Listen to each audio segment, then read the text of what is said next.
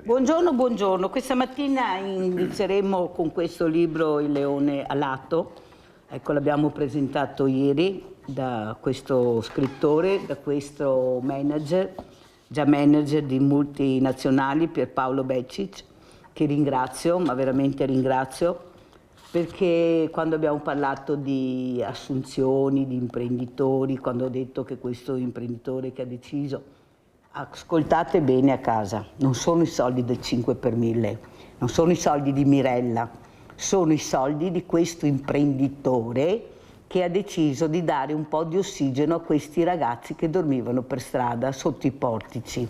Questo lo vorrei spiegare bene, perché invece di scrivere delle veramente, e lasciamo perdere, dovete capire chi sono e da dove vengono i soldi, senza sparare sempre sul mucchio qualcuno dei leoni di tastiera, che non hanno neanche il coraggio di confrontarsi, ma non importa, si va avanti. Il mio motto è: non ti curar di loro e guarda avanti. E penso che davanti ne ho da guardare, non indietro, davanti. Anche perché è una che parla, che ha 44 anni di storia di lavoro, penso anche 44 di mondo del volontariato fra poco, e soprattutto perché sono nel pezzo e cerco di aiutare. Sapete quando vi manca l'aria, andate in ospedale, se non respiro più, vi mettono la canetta dell'ossigeno e per un po' di tempo respirate con questo ossigeno. Ecco, io sto facendo questo con l'aiuto di queste persone che mi aiutano. Sto facendo questo. Aiuto gli italiani, i veneti, lo faccio vedere tutti i giorni per chi ancora forse non ha le idee chiare oppure dice delle cose inaudite, con il banco alimentare,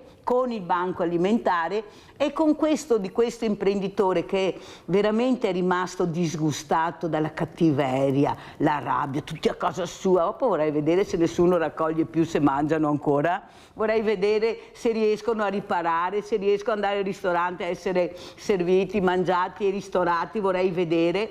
Però non importa, bisogna andare avanti, perché prima o dopo qualcosa succederà, qualcosa succederà.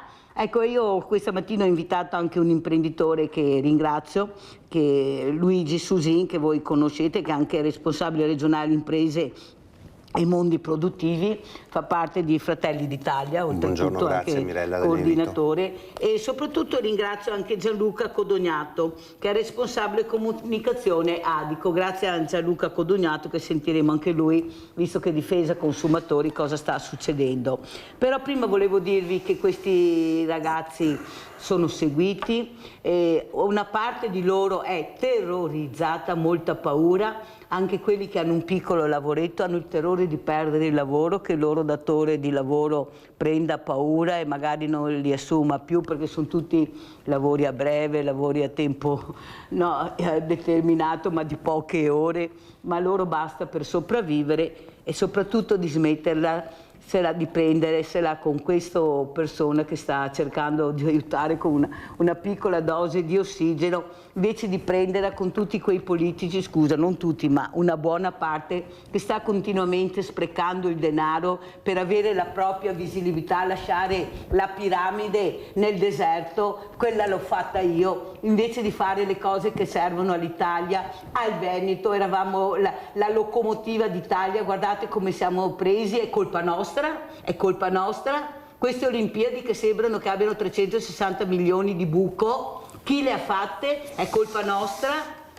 Servivano tutti quei soldi per 15-20 giorni, servivano. I conti devono tornare. Noi in casa, quando facciamo i conti con gli stipendi, con le pensioni, a fine mese devono tornare i conti, non dobbiamo essere in perdita, dobbiamo essere sempre là.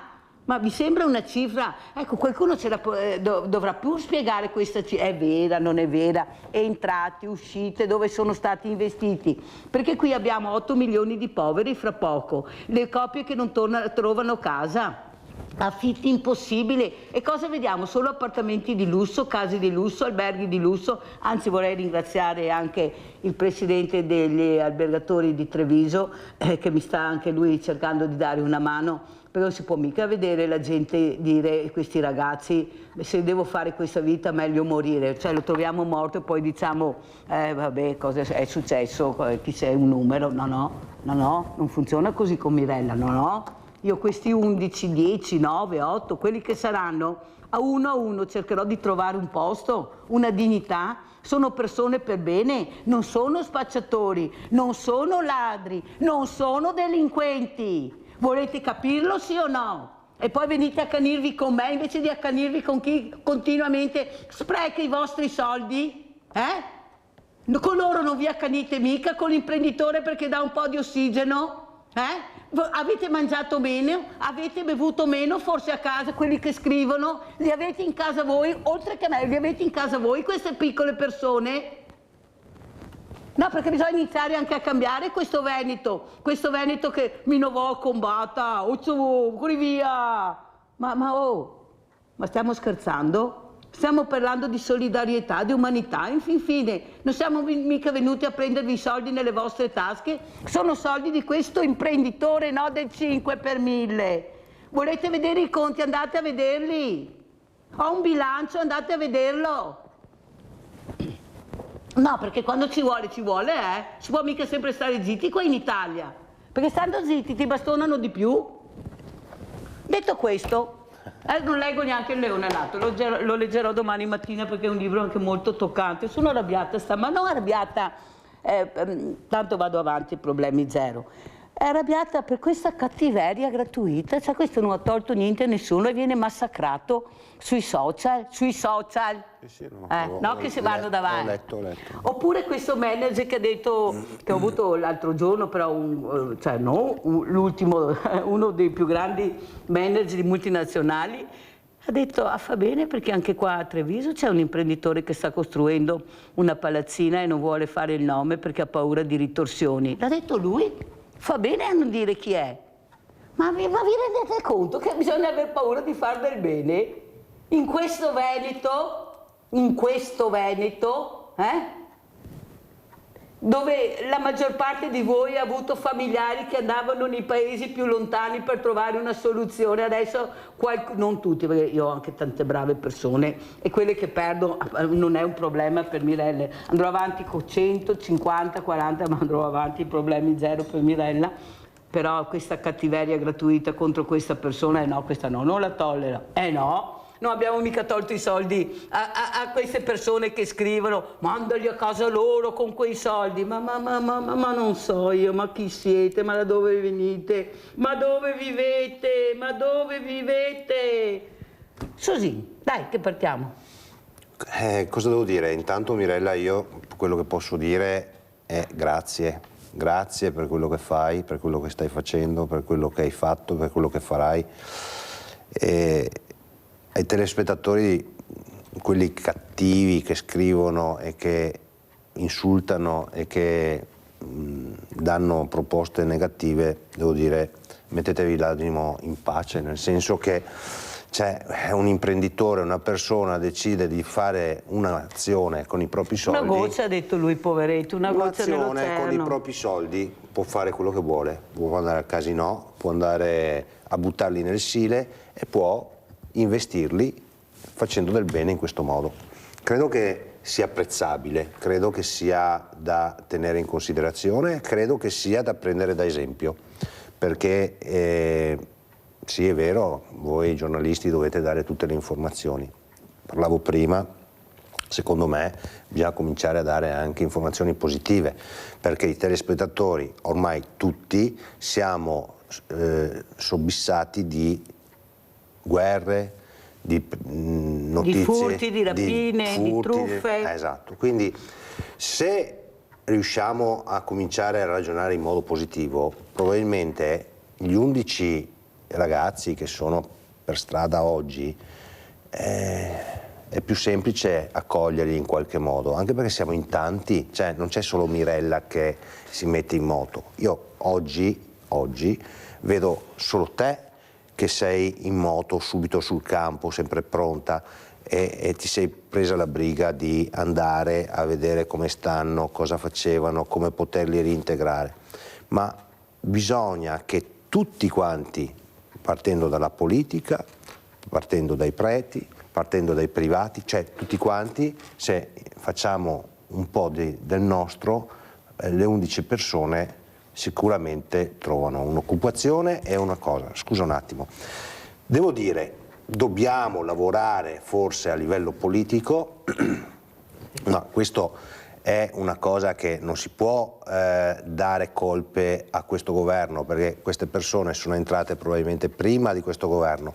Bisogna lavorare a livello politico per fare entrare le persone che siano già collocate da poter andare a avere un lavoro, un'occupazione, una casa e un tetto da potersi mettere sopra la testa, perché queste situazioni qua non si possono vedere a Treviso. Io dico a Treviso, scusa, a Treviso perché non siamo abituati, ma non si può vederla nelle città di nessuna città d'Italia, perché abbiamo la possibilità di fare del bene, perché l'italiano sa cosa vuol dire migrare, come dicevi prima in premessa.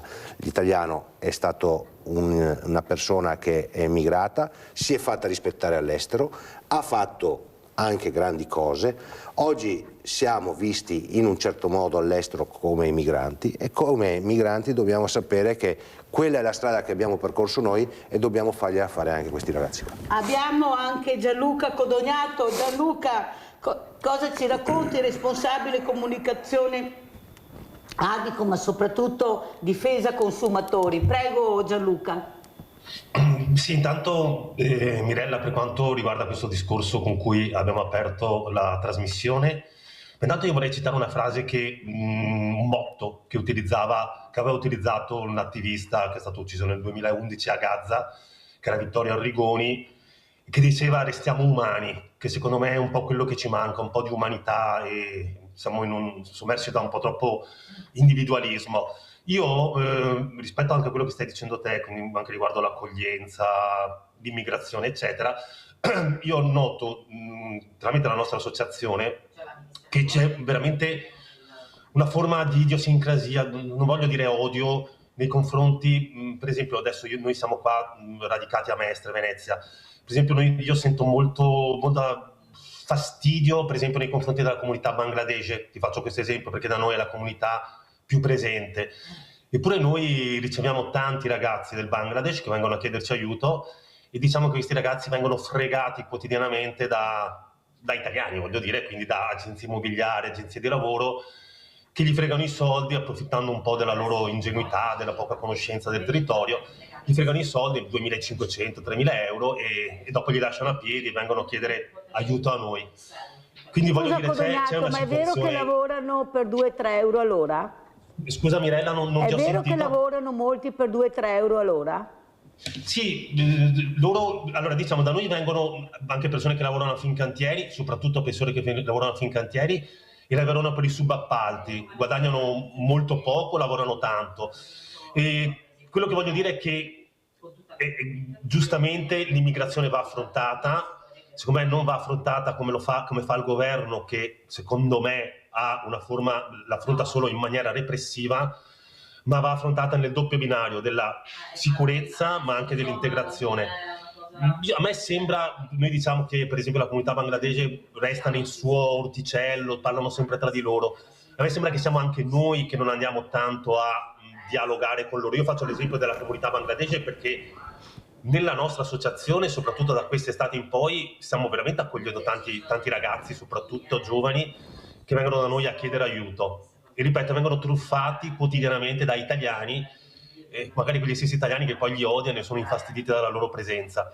Quindi secondo me il tema dell'immigrazione è il tema fondamentale, è il tema su cui si vincono le elezioni, e questo è palese.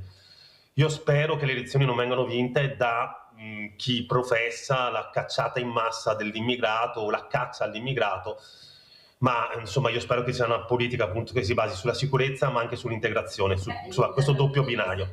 Allora andiamo a vedere questo aggiornamento imprenditore migranti. Devo correre perché il tempo è tiranno, ho anche la telefonata pronta, andiamo a vedere.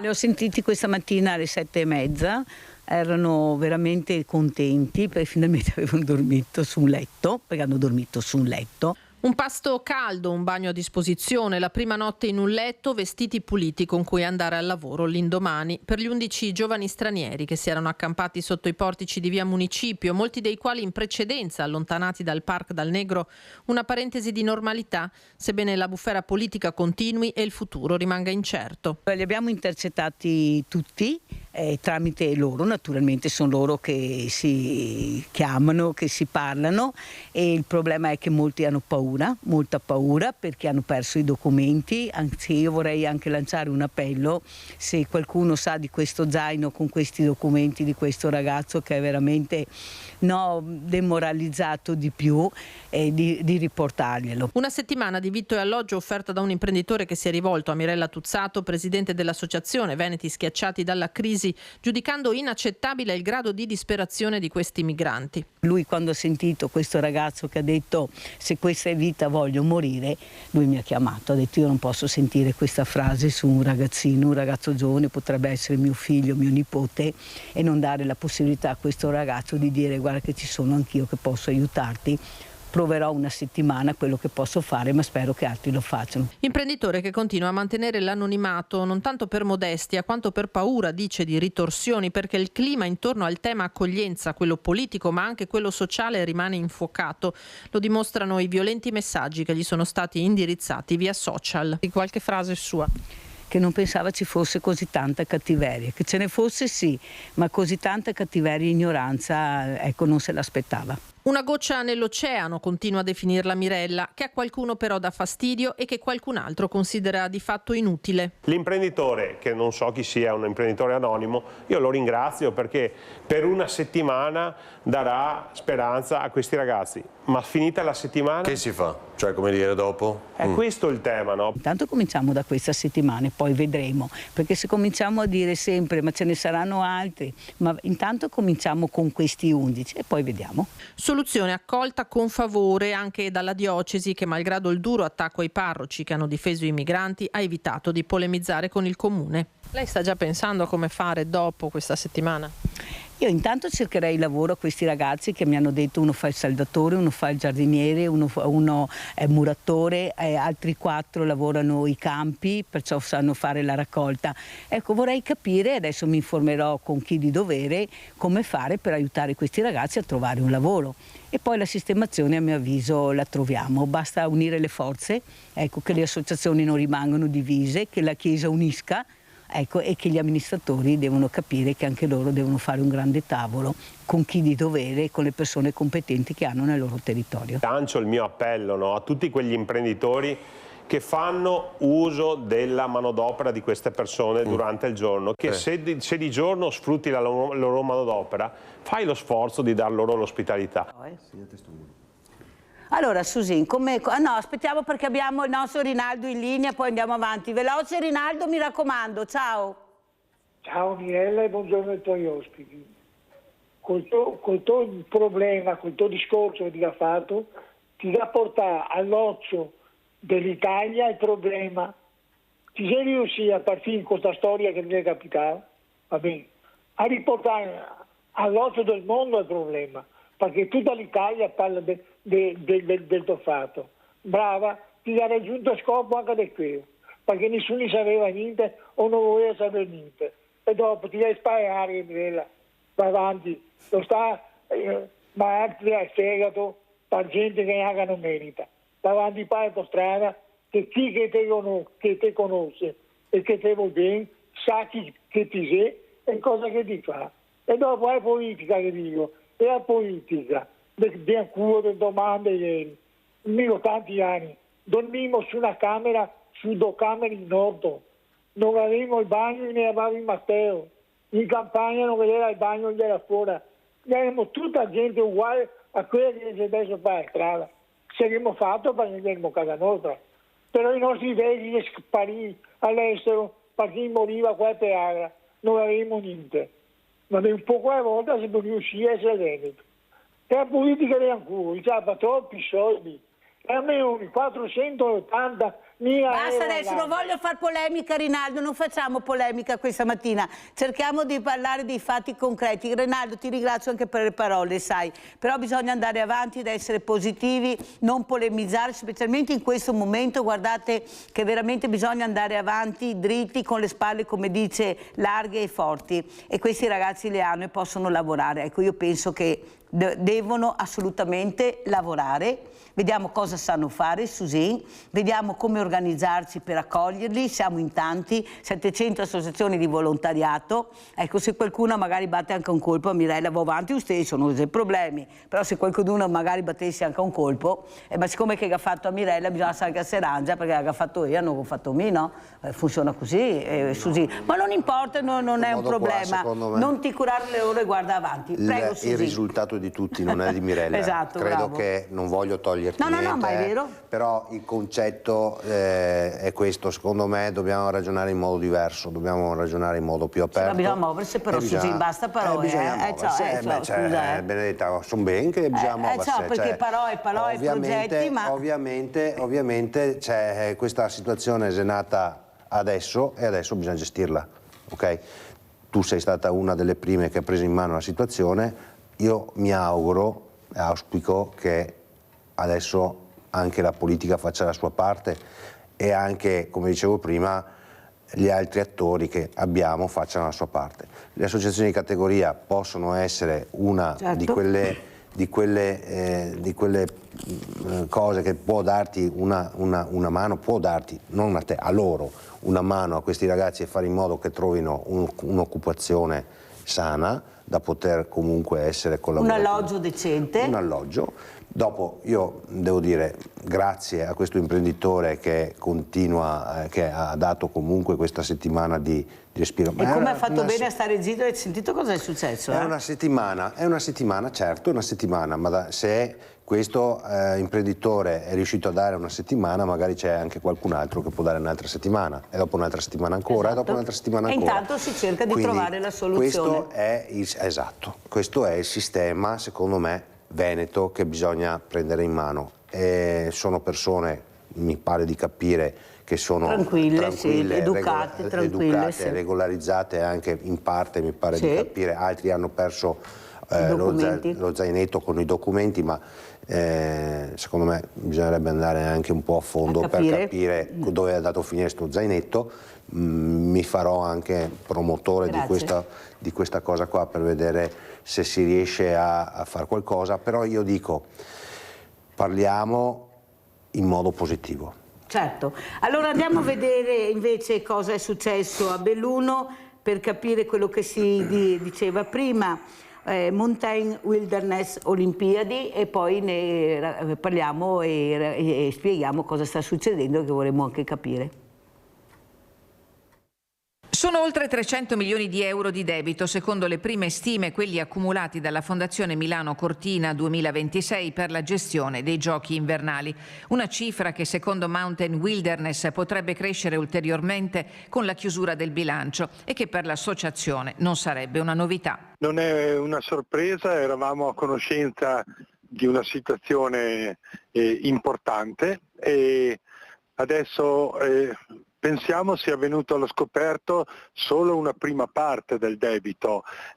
Dobbiamo attendere il bilancio di fine 2026 per avere una completezza di informazione. L'associazione punta il dito contro un modello di gestione che a suo dire scaricherebbe i costi sugli enti pubblici, nonostante la fondazione operi come soggetto di diritto privato.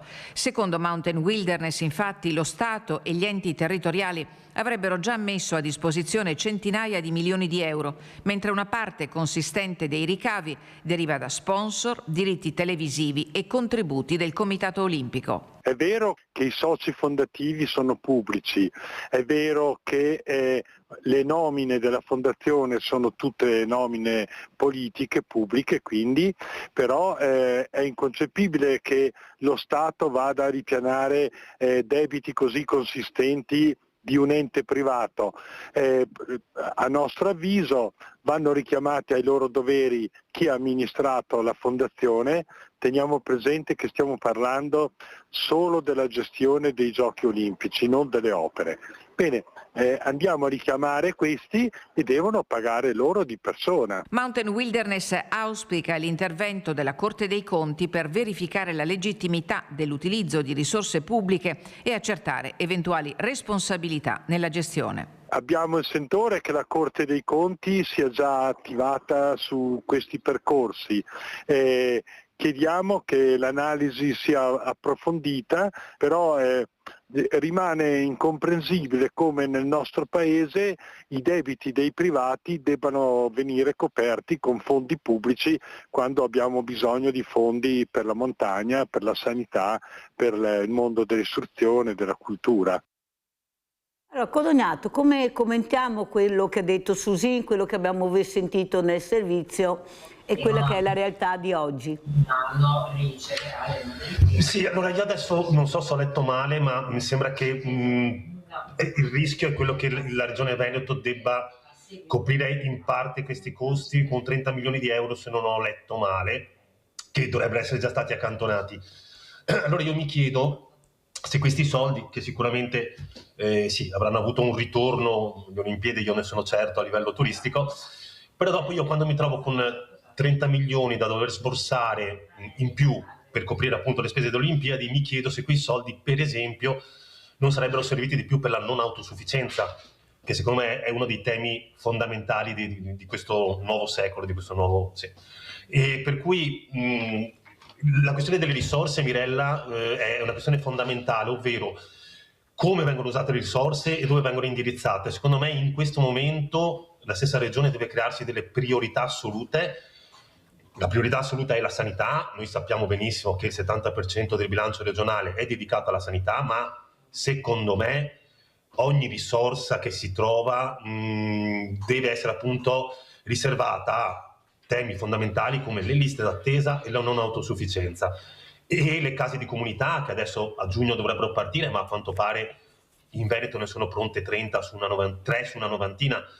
Quindi ecco, io come quando parliamo dei soldi, dei fondi per la guerra, si rischia di essere populisti, però in realtà siamo molto concreti, ovvero dove devono essere indirizzate le risorse. Parlando dell'Olimpiadi Milano Cortina, a me sinceramente dispiacerebbe pensare che come cittadino partecipo a coprire un buco da 30 milioni, quando in realtà vorrei coprire o aiutare molto di più l'anziano non autosufficiente o la persona che non riesce a curarsi perché non ha i soldi. Ecco, quindi secondo me su queste cose bisogna riflettere. Poi sul ritorno dei giochi Milano-Cortina io immagino che sia avuto un ritorno turistico enorme, io questo non lo so solo che appunto forse saremo costretti a tirare fuori 30 milioni di euro come Veneto per coprire un buco delle Olimpiadi. Per Abbiamo me non Livio ha da molto Padova, vai Livio. Ciao e saluto tutti i tuoi ospiti. Complimenti per il tuo atto di alta umanità verso questi 11 persone. Grazie. Che tra l'altro, se non sbaglio, sono pakistani, vero? Sì, anche. Sì, beh, vabbè. Comunque, quella è anche gente che nella loro cultura c'è il lavoro, c'è l'onestà, capisci? Perciò è una razza veramente di persone che merita di essere aiutate, perché io so che è così, insomma. Grazie, arrivederci. Grazie caro Livio, grazie, mi fa molto piacere, ecco questo, mi fanno piacere le parole che mi avete detto, è il mio sostegno, siete anche voi. Allora Susin, come commentiamo quello che abbiamo visto, sentito? Ma sono d'accordo con Codognato, perché effettivamente io credo che il buco, il debito delle Olimpiadi, se c'è, e non sono al corrente perché non ho ancora avuto modo, però ovviamente da come si dice sembra ci sia un debito molto importante, un buco molto importante.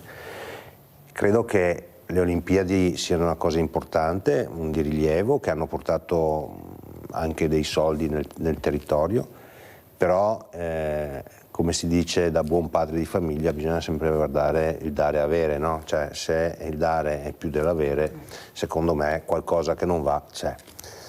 E a questo punto bisognerebbe aver detto e fatto un ragionamento se investire quei soldi effettivamente sulle Olimpiadi o, come diceva Codognato, sulle persone che ne hanno bisogno, sulle liste d'attesa e sulle le cose importanti, più importanti secondo me, che la cosa primaria per noi oggi è la salute, perché se non c'è la salute non si va neanche alle Olimpiadi.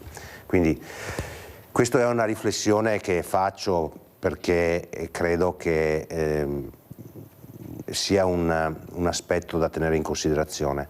Oggi le risorse sono poche e bisogna spenderle bene, bisogna fare le attività necessarie e utili per i cittadini del Veneto e dell'Italia. Se parliamo a livello veneto, le Olimpiadi di Milano e Cortina, io ho visto qualche numero, ma non mi pare che siano positivi i numeri che sono entrati, sono più i numeri negativi delle uscite, quindi i dati che oggi ci sono credo siano reali e questo diventa un problema. La Corte dei Conti farà le sue valutazioni e dopo vedremo cosa succede. Cosa vuoi che succeda? Che alla fine pagheremo noi, siamo sempre là. Il problema, chi è che paga? Il politico passa, il politico viene spostato. E poi i problemi chi è che li paga? Il cittadino italiano li paga. In azienda da me, Mirella, se faccio delle azioni sbagliate che portano un dissesto alla mia azienda, o porto i libri al tribunale o tiro fuori il portafoglio. Quindi in questo caso qua è la stessa cosa, cioè se c'è chi ha sbagliato... Ma in politica non funziona così, dai allora, Susi, in politica non funziona così, abbiamo avuto politici che hanno messo in ginocchio imprese, sono stati premiati, li hanno messi in altri carrozzoni. Dobbiamo fare in modo che la politica faccia la differenza. Questa è una buona cosa. Allora sentiamo anche Codognato. Codognato, l'importanza anche di capire cosa succederà, perché con queste guerre, con questi costi, abbiamo sentito, le imprese sono terrorizzate. Sai, io ho parlato con dei trasportatori, ha detto Mirella, vedete tanti camion nelle autostrade perché stanno cercando di approvvigionarsi, perché hanno il terrore poi di non riuscire a trovarne più il materiale, né più uscire neanche quei camion, visto i costi che ci sono. Com'è la situazione, Codognato? Beh, Mirella, è esattamente quello che stai dicendo tu, perché ti faccio un esempio. Io parlando con il fruttivendolo che abbiamo qua in zona, lui ci spiegava che per alcuni prodotti che arrivano dalla Sicilia, ma già da 20 giorni a questa parte, addirittura i produttori, quindi gli autotrasportatori, si rifiutano di partire perché gli costerebbe molto di più, visto l'esplosione del prezzo del gasolio, gli costerebbe di più portare il carico qui a Mestre e per poi tornare indietro col carico vuoto, e quindi preferiscono restarsene dove sono. Oppure quando arrivano i prodotti qua, i prodotti ortofrutticoli, i loro prezzi sono decisamente aumentati, ma credo che ce ne stiamo accorgendo tutti, al di là del prezzo alla pompa.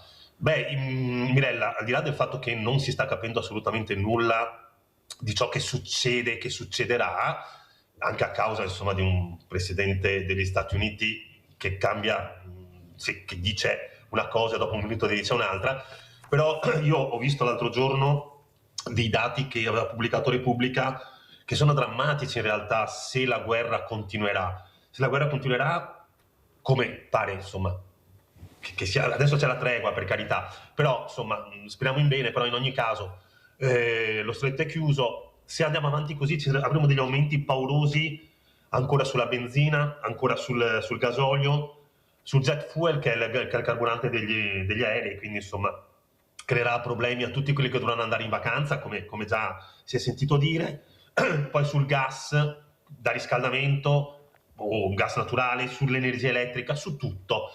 Però ecco Mirella, io volevo far ragionare su una cosa, al di là degli aumenti, tutti questi aumenti appunto poi si trasferiscono su in 1000 altri rivoli.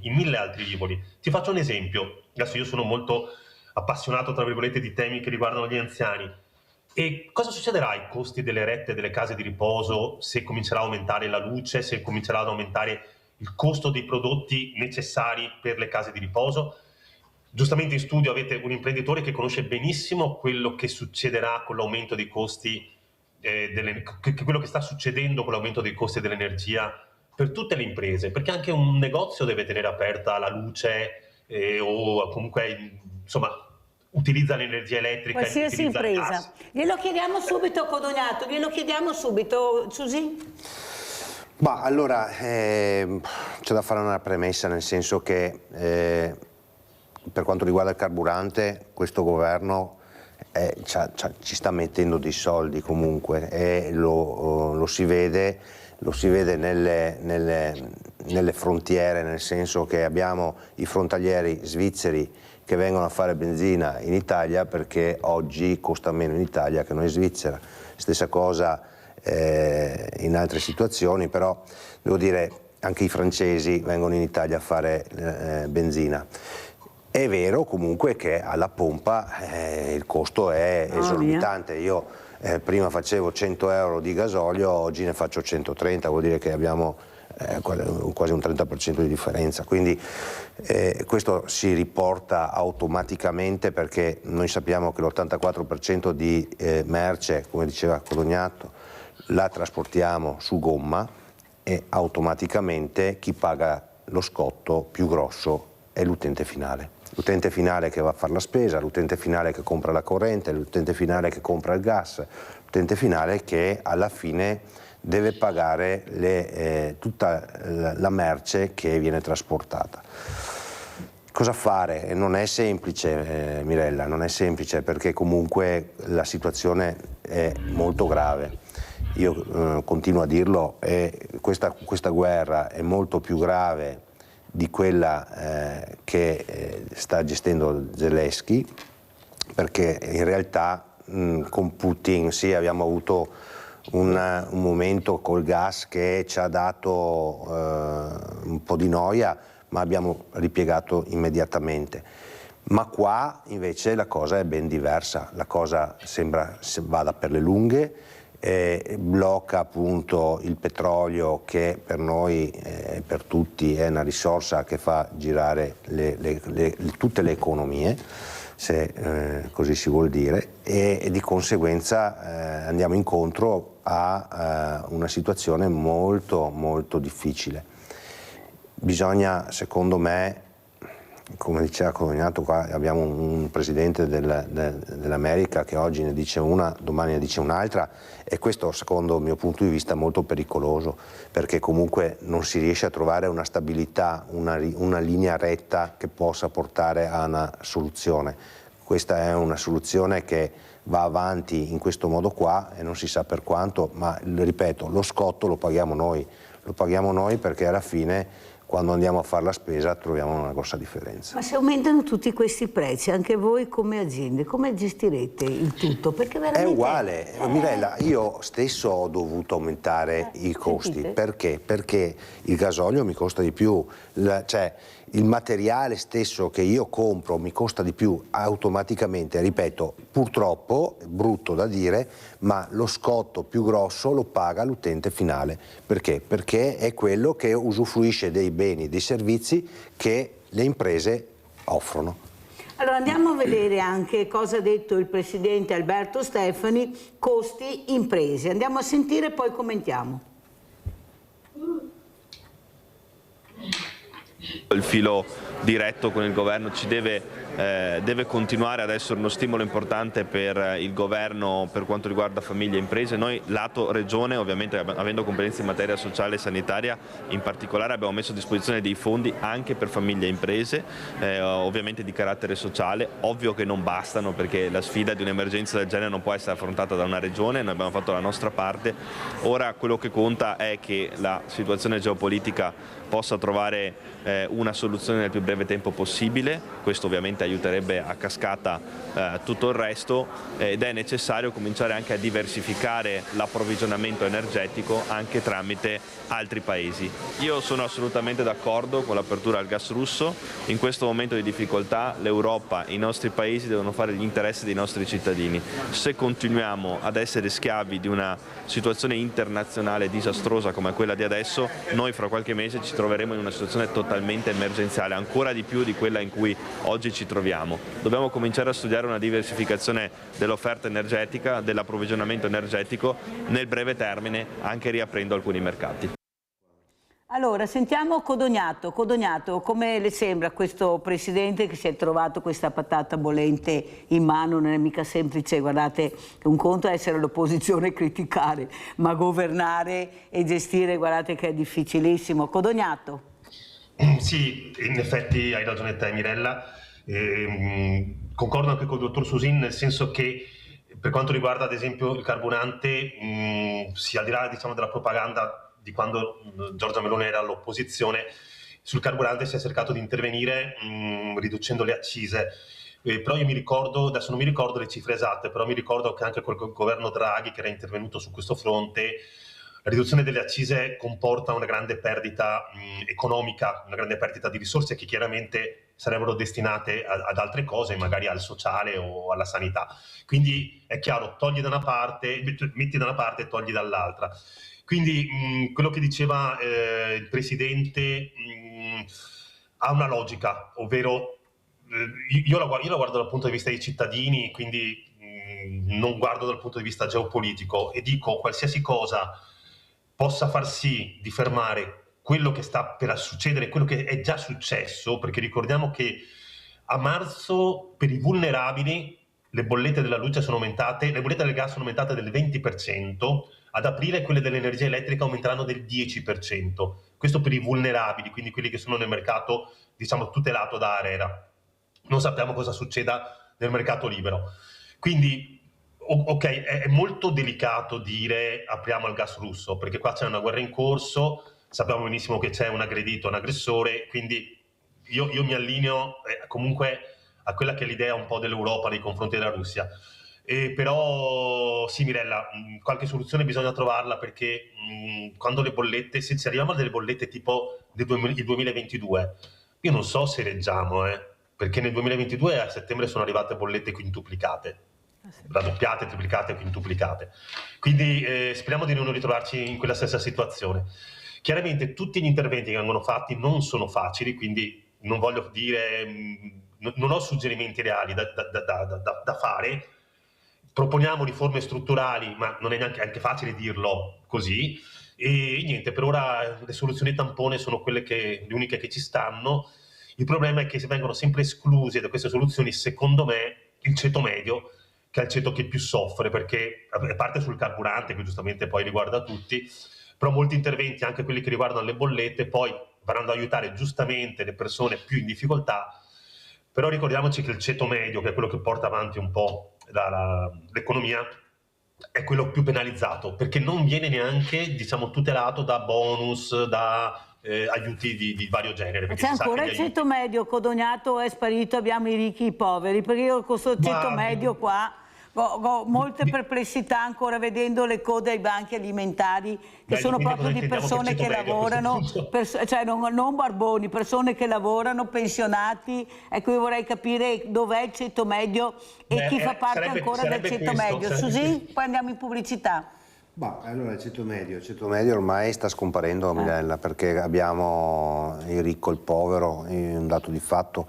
Quando mi è successo l'altro ieri, vai in una famiglia e devi cambiare i radiatori, la spesa è di 2.500 euro e vedi il marito e la moglie che si guardano e si parlano e dicono come facciamo, e sei là che vedi la situazione e ti rendi conto che siamo su un momento molto difficile.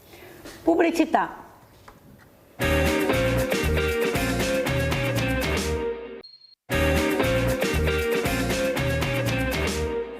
Transizione ecologica e competitività è il tema della settimana della sostenibilità di Confindustria Veneto Est. Mentre cresce la domanda di crediti di carbonio più trasparenti, le imprese chiedono certezze sui costi energetici a causa della guerra. Occorrerebbe semplificare il meccanismo di calcolo dei costi dell'energia a livello europeo, nell'ottica di dare maggiore stabilità ai prezzi dell'energia, che poi hanno un impatto diretto nei costi delle aziende.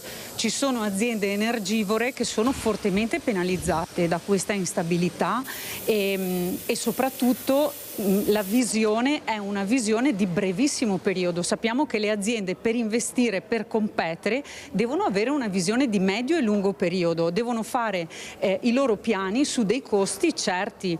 Quindi l'Europa in questo caso qui deve dare più certezze alle imprese. Secondo Confindustria Veneto Est, il sistema attuale penalizza le imprese europee anche a causa dei meccanismi legati alle emissioni di CO2. Non dimentichiamoci che noi in Europa siamo quelli che la pagano di più. Il principio di decarbonizzazione lo condividiamo, è il metodo col quale raggiungere questo obiettivo che contestiamo in questo preciso momento storico. Attrattività per i giovani, sostenibilità e sviluppo devono procedere insieme per garantire futuro al territorio. E in che modo può diventare la sostenibilità un'opportunità per i giovani talenti? Beh, noi abbiamo aperto da qualche giorno l'idea di Venexus, che è la prima piattaforma ESG in Italia. Oggi in questa sede parlerò di questo tema e permetterà a progetti di carattere pubblico di essere finanziati da imprese e quindi dai bilanci di sostenibilità delle imprese stesse, che hanno anche la necessità di investire in sostenibilità. Codognato? Che dire, Mirella? Il tema è sempre attuale, ovviamente, la questione della sostenibilità legata poi a quello che è la redditività poi di un'attività economica. E quindi diciamo sì, il tema è sempre attuale, però io poi sento parlare di contrasto, diciamo, alle politiche verdi dell'Europa, ok? Perché è uno dei temi, secondo me, che sta venendo fuori, ovvero dire quello che ha fatto l'Europa in questi anni, che vuole fare, che ha programmato, tipo il discorso delle auto elettriche. E l'Europa è pericoloso.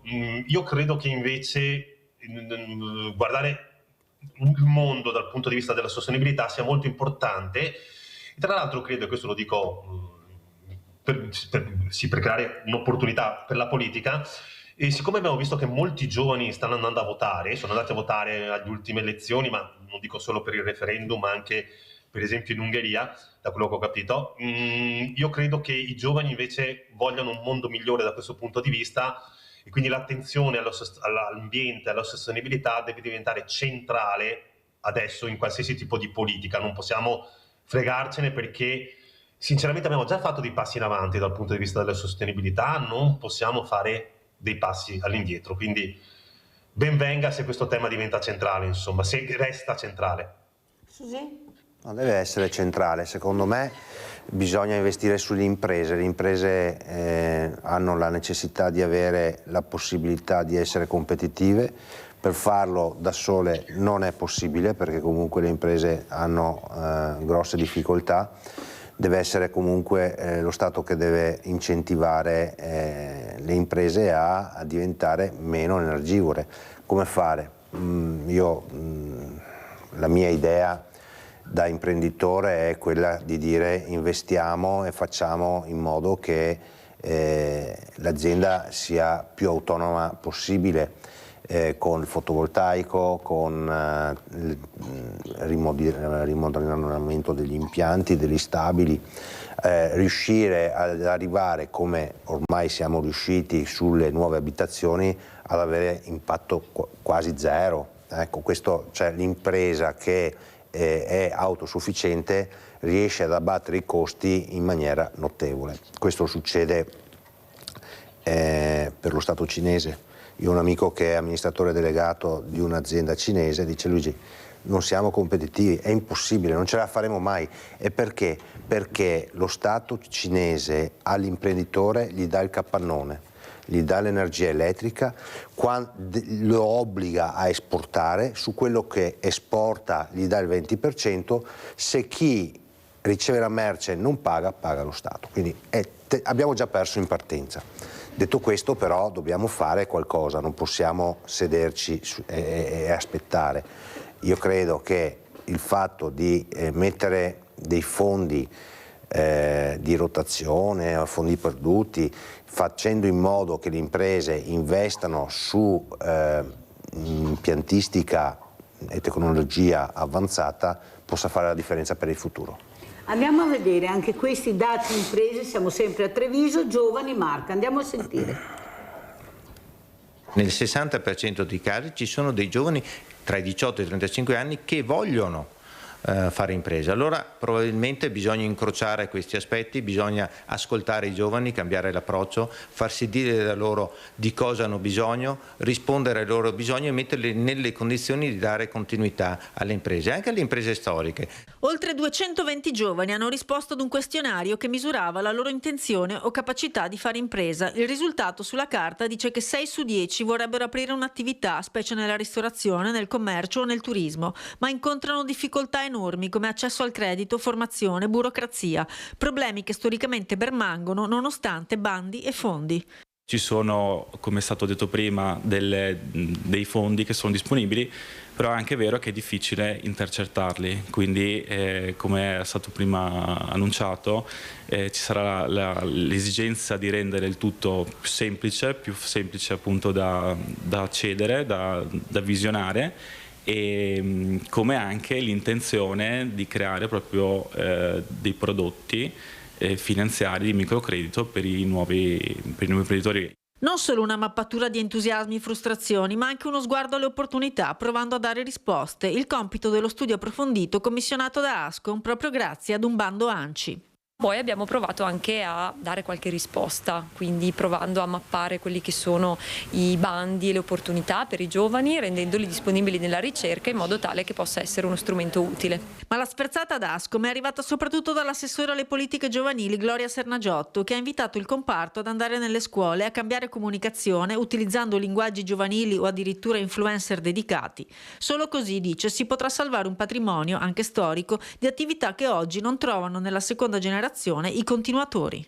Assolutamente, assolutamente, dobbiamo cambiare approccio, dobbiamo cambiare comunicazione, anche sistemi, perché noi siamo abituati ma sulla base di una situazione che cambia velocemente e noi non siamo abituati a questa velocità di cambiamento, per cui i giovani vanno ascoltati, non bisogna pensare di andare dai giovani e consegnare un testimone dicendo questa è la strada, bisogna ascoltare e capire qual è la loro strada anche di sviluppo di business, di sviluppo organizzativo, di nuovi modelli, di nuovi mercati e metterle nelle condizioni di portare le nostre imprese in questi nuovi mercati.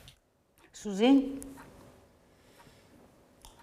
Io sono dell'idea che comunque le imprese devono fare impresa, devono guardare avanti, devono credere su quello che fanno e devono essere certe che saranno in grado di superare il momento. Questo è quello che penso io, Mirella. Perché... Io sono dell'idea, Codognato, come abbiamo sentito da questo rappresentante Ascom, questi portali, questi bandi, non è possibile continuare così. Aprire un portale diventa un problema, partecipare a un bando prima devi pagare, e dopo forse riesci a partecipare, non sai neanche se riuscirai ad avere i soldi indietro e come torneranno. È tutto molto fumoso, tutto molto ingarbugliato, ma perché? Perché così la burocrazia va avanti, questa è la verità. Provate a aprire un bando, partecipare a un bando, se è così semplice come la fanno. Allora ci sarà pure qualcuno che decide di fare quel bando in quella maniera, e perché si deve pagare anticipatamente per partecipare a un bando? Cioè capite che i giovani qua che dicono ma come si fa? Prego, e non costi da poco, Prego Codognato. Sì, io diciamo non ho partecipato a bandi personalmente, però ne sento spesso parlare e molte volte vengono anche create, mi sembra, delle regole ad hoc per favorire qualcuno rispetto a qualcun altro. E la cosa certa è che non è ovviamente un momento favorevole per un certo mondo giovanile, perché sappiamo che in realtà certe figure vengono molto richieste e magari anche tanti giovani non hanno voglia di occuparsene, tipo appunto sappiamo nel mondo della ristorazione, ma credo che stiamo togliendo molte opportunità ai giovani. Io credo che però il dottor Susini sia in grado di dare molto più informazioni al riguardo, non essendo appunto io un imprenditore.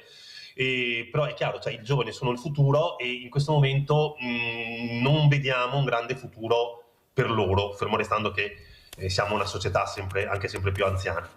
Quindi sì, la semplificazione, che se vogliamo parlare di semplificazione, di diciamo deburocratizzazione del sistema, sappiamo che è uno dei principali scopi anche degli imprenditori, è una delle principali richieste anche degli imprenditori, ma anche di realtà come la nostra. Invece sembra tutto più complicato, e ti dirò una cosa che mi incuriosisce: l'utilizzo della tecnologia, dei portali, non sembra aver facilitato poi del tutto le cose, perché noi ci troviamo molto spesso a incastrarci proprio su richieste, su fascicoli, su cose che vengono immesse tramite i diversi portali. Quindi io spero che a poco la tecnologia favorisca poi anche il mondo dei bandi, per esempio, comunque favorisca un po' tutto. In questo momento sembra più un impedimento, soprattutto per una certa fascia di popolazione. Comunque ecco, diciamo che puntiamo alla semplificazione delle cose, perché credo che uno dei grossi problemi dell'Italia sia proprio la burocrazia. Allora, oltre che alla burocrazia andiamo a sentire anche questi rimpatri assistiti, andiamo a sentire Meneghetti.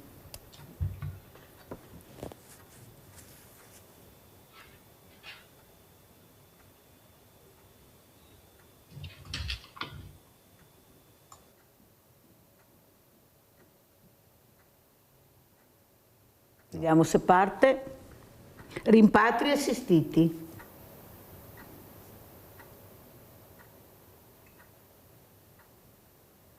La polemica relativa al compenso previsto dalla nuova norma del decreto sicurezza relativa ai rimpatri assistiti, che prevede il compenso per l'avvocato che assiste alla pratica amministrativa, mi è sembrata un po' eccessiva. Mi pare che forse degli aspetti dovrebbero andare un po' rivisti nella polemica.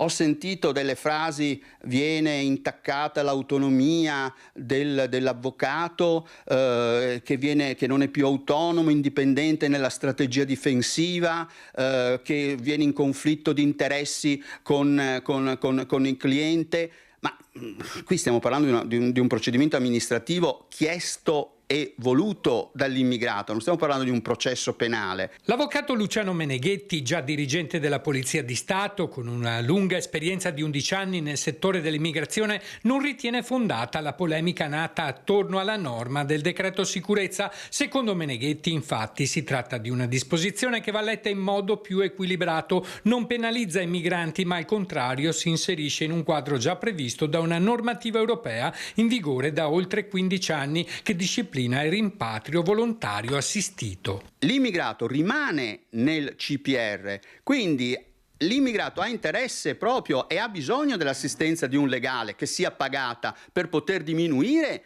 il proprio trattenimento, i propri mesi in cui langue in un CPR. Per l'ex dirigente la misura rappresenta uno strumento utile proprio a garantire maggiore tutela a chi decide liberamente di rientrare nel proprio paese, assicurando assistenza legale e procedure più chiare. Di conseguenza le critiche appaiono sproporzionate rispetto alla reale portata della norma. Perché sembra che l'alternativa al rimpatrio volontario sia restare in Italia con casa e lavoro.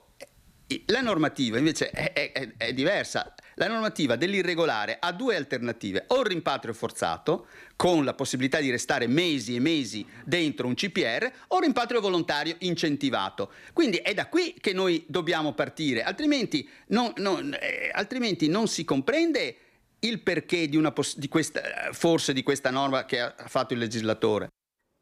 Allora, Codognato, come commentiamo e come ci saluta? Prego. Sì, io tendenzialmente sono in totale disaccordo con l'avvocato Meneghetti, giusto? Sì. No, ecco, probabilmente lui ha molta più esperienza di me, io mi baso su quello che ho scritto, che ho letto, visto, quindi non riesco a capire realmente un po' il discorso che ha fatto, perché a me risulta che questi 615 euro vengano dati all'avvocato che, almeno all'inizio, adesso la norma starà cambiando, all'avvocato che convincerà il proprio assistito a tornarsene nel proprio paese. Io mi baso su questo concetto, mi baso sul fatto che l'80-90% degli avvocati, magistrati, tutti si siano indignati e ribellati a questa norma, quindi mi sento di non essere minimamente d'accordo con l'avvocato Meneghetti. Ma per quanto riguarda invece l'appello finale, intanto Mirella ti faccio i complimenti perché io non sapevo della tua attività e in questo caso colpa mia, veramente sei stata molto brava. E quindi io concludo con la frase con cui ho iniziato, ovvero restiamo umani, perché è quello che serve in questo momento. Penso che sia un appello proprio legato poi al racconto che ci hai fatto tu all'inizio. Grazie a Gianluca Codognato, Grazie, responsabile comunicazione Adico, che è stato ospite con noi. Sentiamo come commenta il dottor Meneghetti Luigi Susin e come ci saluta. Allora, Luciano io lo conosco, è un ottimo avvocato, so che lavora appunto in questo ambito, quindi credo che sia preparato nel campo. Per quanto riguarda i rimpatri, insomma, io sono dell'idea che se ci sono rimpatri da fare bisogna farli, dopodiché come dico sempre, le persone che vengono qua, se hanno voglia, come gli 11 ragazzi che sono oggi a Treviso, che hanno voglia di lavorare, sono a posto con i documenti e un domani o anche oggi pagano le tasse, per me è come se fosse una persona che è sempre stata qua. Quindi devo dire, aiutiamo il prossimo, che facciamo del bene a tutti.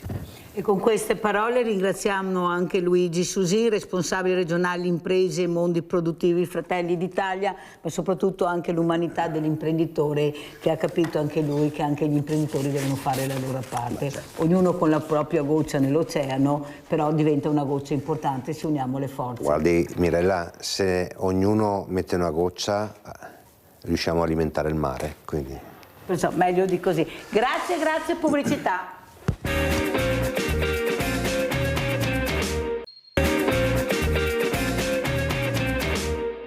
Molto probabilmente un momento di distrazione è attraversato in un dosso che molto probabilmente non aveva visto la moto che arrivava e... Travolto e ucciso dalla Vespa condotta da un ragazzino di appena 14 anni, ha perso la vita così a Romano Dezzelino, a pochi passi da casa, Antonio Gonzo, 85 anni, pensionato dell'Enel.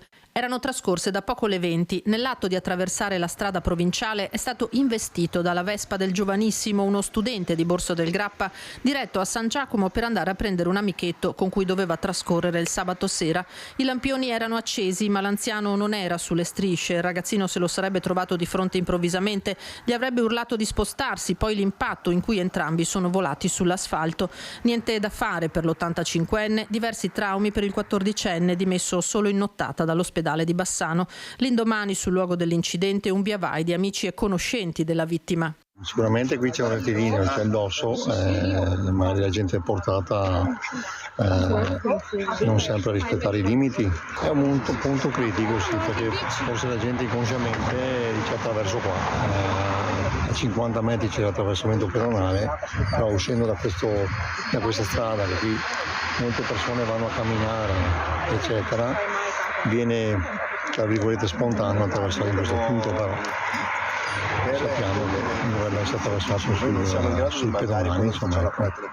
Un tratto a rischio, quello di via Generale Giardino, che da Romano Alto porta verso il centro di San Giacomo, un tratto in discesa all'uscita da una rotonda in cui velocità e visibilità sono due variabili di cui tenere conto. L'esatta dinamica dell'incidente saranno i carabinieri a doverla ricostruire e sottoporre alla procura. Lo studente in sella alla Vespa, che tra qualche mese compirà 15 anni, è descritto come un ragazzo prudente, ligio alle regole, anche per brevi spostamenti. Di contro c'è una strada da sempre problematica. Molto probabilmente anche che c'è la discesa del dosso che ti incentiva un po' anche a correre un po' di più, perché è in discesa e di conseguenza penso che se anche in bicicletta, se uno pedala forte, supera anche i 50 km/h anche in bicicletta, voglio dire. Resta il profondo dolore per la perdita di Antonio Gonzo, sportivo, pieno di interessi dalla maratona al ciclismo. Ci trovavamo spesso, quasi tutte le sere, perché io mi alleno di sera e lui camminava, ma era uno sportivo di eccellenza. Si figuri che era andato perfino a Pechino in bici e me lo ricordava spesso, diceva ma noi siamo forti perché siamo nati sotto le bombe, diceva. Certo che provo un grosso dolore per la perdita di un amico, insomma, ecco. Il sindaco Simone Bontorina ha invitato tutta la comunità a partecipare del dolore della famiglia Gonzo. E ad essere sensibili in questo momento di dolore che purtroppo ha dell'inspiegabile e sicuramente va a colpire due famiglie, la famiglia di chi purtroppo ha visto la perdita del proprio caro e la famiglia del ragazzo, soprattutto con il ragazzo che in giovane età deve affrontare una cosa così complessa. Allora io veramente ringrazio queste due donne, queste due mamme che hanno perso i figli, di essere qui con Mirella questa mattina. Ringrazio Romina Ceccato, Presidente Associazione Alba. Ecco, voi la vedete molte volte anche nelle nostre trasmissioni, che ringrazio. Saluto anche Patrizia Pisi, Vicepresidente Nazionale AVIS, Associazione Vittime Incidenti Stradali. Allora, grazie anche a te Patrizia di essere qui. Allora, iniziamo proprio da Romina. Allora, Romina, tu sai cosa vuol dire, come ha detto il sindaco, la perdita di una persona cara, quante battaglie, quanto lavoro per cercare di unire le forze, per cercare di essere presenti, di far capire alla politica che bisogna cambiare registro, che bisogna agire su cose concrete, fattibili, non su progetti che non portano a niente. Prego Romina. Allora sì, io intanto saluto Patrizia e ringrazio te per l'invito. Io concordo sulle parole che dicono sempre i nostri sindaci. Ci siamo vicini, dobbiamo essere solidali. Io non li chiamo più, Mirella, da un paio di tempo incidenti stradali. Perché ho vissuto sulla mia pelle che tutte le istituzioni, quando dici incidenti stradali, si ferma, punto, e non vai più avanti. Invece bisogna guardare anche il dopo per fermare il prima. Quindi io le chiamo violenza sulla strada, perché quando tu non sai adoperare un mezzo, che può essere un'autovettura, che può essere una bicicletta, che può essere una moto, qualsiasi cosa, e non rispetti quello che prevede la strada, perché il codice della strada diciamo che dovrebbe essere modificato su alcune cose, non prevedi quello che, non accetti quello che c'è sulla strada, per me è una violenza, cioè tu ammazzi una persona. La cosa che mi sono chiesta molte volte è perché il nostro governo, o meglio il nostro ministro Salvini, che è quello esperto sul codice stradale, non riesca, perché noi abbiamo ricevuto l'altro giorno, e Patrizia lo sa che fa parte del RIM, del gruppo delle associazioni che siamo stati alla 9ª commissione, abbiamo ricevuto dei dati che noi siamo ancora, l'Italia, un alto numero di incidenti. Ci ha superato la Romania, la Cecoslovacchia, la Repubblica Ceca. E sai perché? Perché ne parlavamo prima io e te. Perché prima non c'è la segnaletica dell'autovelox, quindi se corri, dopo ti fermano e paghi. Paghi la multa, paghi chi ti viene a prendere la macchina, paghi chi ti viene a prendere e portare a casa e ti rifai la patente. Quindi io penso che una volta, 2 volte, 3 volte il conto in banca finirà. E che cavolo, cioè, anche se fosse un genitore a supportare, ma finirà. E la cosa che non riesco a comprendere, sempre anche all'estero, è perché se va a 50 si deve andare a 50. Io sono stata su una strada che, per carità, a Grassagra, in un ponte dove ci sono sempre incidenti. E lì mi era stato detto appunto che c'era sto problematico, dobbiamo sistemare le strade. Sono concorde che dobbiamo sistemare le strade, sono concorde che dobbiamo fare tante cose sulla strada, ma principalmente io dico, e l'ho già detto, che se il limite è 80, tu non puoi andarmi a 100, specialmente un tir, specialmente un'autovettura dove non c'è visibilità. Dove non c'è visibilità, perché questo vuol dire mancare di rispetto a chi invece sta rispettando le regole e vuole tornare a casa. Io faccio l'esempio mio, ma penso all'esempio di tante altre persone che vuole tornare a casa perché ha rispettato le regole sulla strada. Allora, io concordo su molte cose, però io dico che la prima regola dovremmo imparare noi a capire cos'è il valore del rispetto della vita degli altrui e che cos'è il valore di rispetto nel mettersi in macchina. Anche perché ne abbiamo uno solo, Romina, vita. Cioè non ci viene regalato 2 volte. Non ci viene regalato. Abbiamo Maurizio da Conserve, poi andiamo da Patrizia Pisi. Vai Maurizio. Ciao Mirella e buongiorno alle tue ospiti. Allora, io voglio essere ancora molto più duro della signora con le frasi. Allora, adesso vi spiego il motivo. Allora, questo ragazzo sapeva che c'era la rotonda in fondo, ok? Punto 1. Punto 2, il ragazzo ha preso la Vespa ancora minore, quindi ulteriore danno all'anziano. Allora, per terzo motivo, ok, gli è andata bene che si è salvato il ragazzo, però il ragazzo ha ucciso l'anziano, il signore. Quindi vuol dire che tu in questo momento sei considerato un criminale. ok? Bisogna dire le cose come stanno, o in Vespa, o in moto, o in bicicletta. Quando tu investi un pedone o qualsiasi e ammazzi una persona, sei considerato criminale stradale in questo caso.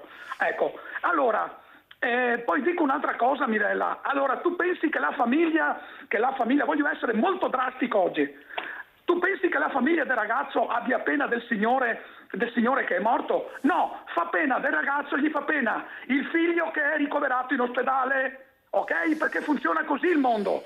Io lo so queste cose, Mirella, le so e le capisco. Non è come una volta che le famiglie hanno pena per quello che è morto, poveretto, perché è una vittima, ok? Ecco, no. Adesso purtroppo sono cambiate le cose. Fa più pena il figlio che è praticamente che si è fatto male e ha investito il vecchio, ma non fa pena l'anziano, il signore che è morto, che l'ha investito. Ok?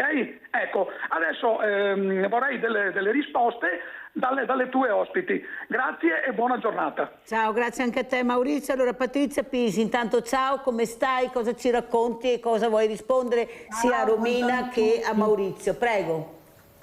Ciao, buongiorno a tutti e grazie sempre di invitarmi. Mirella, perché si parla sempre troppo poco di sicurezza stradale. E saluto la mia amica Romina, che è diventata una mamma battagliera come me, finalmente qualcuno mi segue e sono molto contenta perché stiamo facendo tante cose con Romina, stiamo collaborando molto bene. Sono contenta, allora, sono felice. Purtroppo anche nel mio caso, quando mi hanno investito mio figlio e me l'hanno ucciso, chi me l'ha ucciso non mi ha mai chiesto scusa, ma a qualsiasi vittima della strada, se voi fate la domanda ma chi ti ha ucciso il figlio ti ha chiesto scusa, ti risponderà no. Perché purtroppo, mi dispiace Maurizio dirle queste cose, ma purtroppo anche nei tribunali pensano a quello vivo, non a quello morto. Quindi la giustizia per chi muore non c'è. Magari ci sarà un domani nel divino, ma qui sulla terra non c'è. Perché gli fanno fare i lavori sociali, perché comunque poverino non doveva fare questo, perché poverino è sempre poverino. L'Italia è un paese troppo buonista. È questa la nostra difficoltà nel fare le leggi, nel far rispettare le leggi, ma se abbiamo un'associazione veneta che è contro gli autovelox per la velocità, guardi, le ho detto tutto perché purtroppo noi stiamo combattendo con questa associazione che vuole togliere gli autovelox sulle nostre strade. Ma allora, se come dice Romina, se fai i 50 fanno i 60, se fai gli 80 fanno i 100, ma si figuri se tolgono gli autovelox cosa fanno? Quindi dobbiamo un po' tornare indietro nella mentalità, cercare di rispettarci noi tutti, di andare sulle strade ma rispettare le regole, perché se una strada ci sono i 50 ci saranno i loro motivi, quindi bisogna rispettare soprattutto le regole. Ma cosa vuole? Purtroppo, ripeto, l'Italia è troppo buonista e questo non va bene perché chi ha ucciso mio figlio oggi, è vero sono passati 18 anni, ma dopo 5 anni dopo 8 anni gli hanno ridato la patente. È giusto? No. Però Patrizia Pisi, lo dico anche a Romina Ceccato, non pensate che forse, mi senti Patrizia? Non pensate però Patrizia che siamo anche noi che dobbiamo fare un cambiamento culturale? Perché io vedo tutte le mattine quando esco, tutte le mattine, cioè ognuno proprio fa quello che vuole, cioè non è che noi possiamo mettere un poliziotto a ogni persona che esce da casa. È proprio ad esempio le strisce pedonali, chi se ne frega delle strisce, io attraverso dove voglio, qual è il problema? Attraverso sulle strisce, ma mi butto, ma qual è il problema? E con la bicicletta, col cellulare, ecco i furgoni, i furgoncini che corrono come matti, i monopattini che incontriamo, corriere, autobus, cioè ognuno di noi secondo me culturalmente non è all'altezza della guida, perché fa quello che vuole, macchine come diceva Romina che mettono le frecce, non vedi neanche le frecce, sono di ultima generazione, dice magari ha messo a freccia, no, alle rotonde tutti che arrivano non sai più, cartelli da una parte e dall'altra. Romina. Sì, guarda, io sono concorde con te, quello che ti ho spiegato prima dove ero andata, allora io la prima cosa che ti ho detto, la prima regola, dobbiamo noi riformarsi, dobbiamo noi rieducarci come ci si deve comportare sulle strade, perché se non parte da noi il saper rispettare quel codice o allora, in macchina io non posso usare, io sono stato in una scuola e il vigile ha detto non usate il telefonino, sai che cosa ha risposto un ragazzo? Che poi noi consideriamo i ragazzi più indietro di noi, no, io toglierò sta idea, dirò sempre che certe volte noi adulti siamo bravi a scaricare la palla al ragazzo perché ha appena preso la patente, perché tu sei adulto e sai guidare. Non è così, perché io sono di tanti anni di una patente, però se mi metti sulle nuove strade o sulle nuove cose sono la prima a chiedere ricostruisci la mia educazione stradale, perché non la so certe volte. Allora io ti dico, un ragazzo ha alzato la mano e gli ha detto mi scusi signor vigile, ma sa che sulle macchine nuove ci sono i Bluetooth? Tu pensa, allora noi abbiamo fatto un esperimento, allora ok il telefonino, però c'è anche il Bluetooth che dà distrazione, c'è anche il fatto che oggi le macchine sono una tecnologia, un computer, non è una macchina, tu vai e spari. Deve essere cinematografo. Sì, poi automaticamente io continuerò a ripeterlo, come ho detto e come abbiamo anche parlato molte volte con Patrizia, ma anche con altre associazioni che io sono felice e magari se tu ne conosci qualcuna molto volentieri. Le conosci anche tu quelle che conosco io? Sì, no, vabbè, ma magari tu ne conosci di più, io sto mandando parole anche a... Allora, al 6 io dico che se non parte dal nostro governo dei cambiamenti, ma principalmente nel loro linguaggio, perché Patrizia prima ha fatto una cosa giusta, l'autovelox, ok, ma se il mio ministro, tu lo sai, io sono come te, sono diretta, non ci giro attorno, ma se il mio ministro del trasporto mi dice che l'autovelox non è omologato, certo che questa associazione degli autovelox va alla carica. Io non sono contraria, io ti ho detto prima, se fosse per me l'autovelox non dovrebbe avere segnalazione che c'è. Ti prendi la multa, te la paghi immediatamente. L'altra sera a Focus, che c'eri anche tu sul telefono, io ho detto una cosa importante, apriamo queste università, queste accademie alle forze dell'ordine, come andare a scuola, sono bravi, vanno avanti, sono poco bravi, tornano indietro.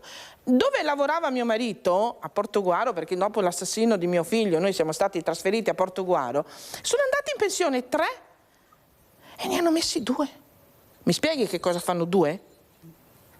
Patrizia Pisi, però quello che l'importante è capire anche come muoversi anche con le autoscuole. Ecco, questa scuola guida, queste ore di scuola guida che devono cambiare, studiano ancora il motore quando sappiamo benissimo che la macchina veramente se si ferma la lasci là, perché cosa vuoi metterci le mani? Non è che siamo anche ancora con un sistema che a qualcuno secondo me va bene così, perché portare un cambiamento forse crea dei problemi e forse con questo c'è un ulteriore business, Mirella dice tutte le mattine, ecco, che dovrebbe essere cambiato invece. Prego Patrizia.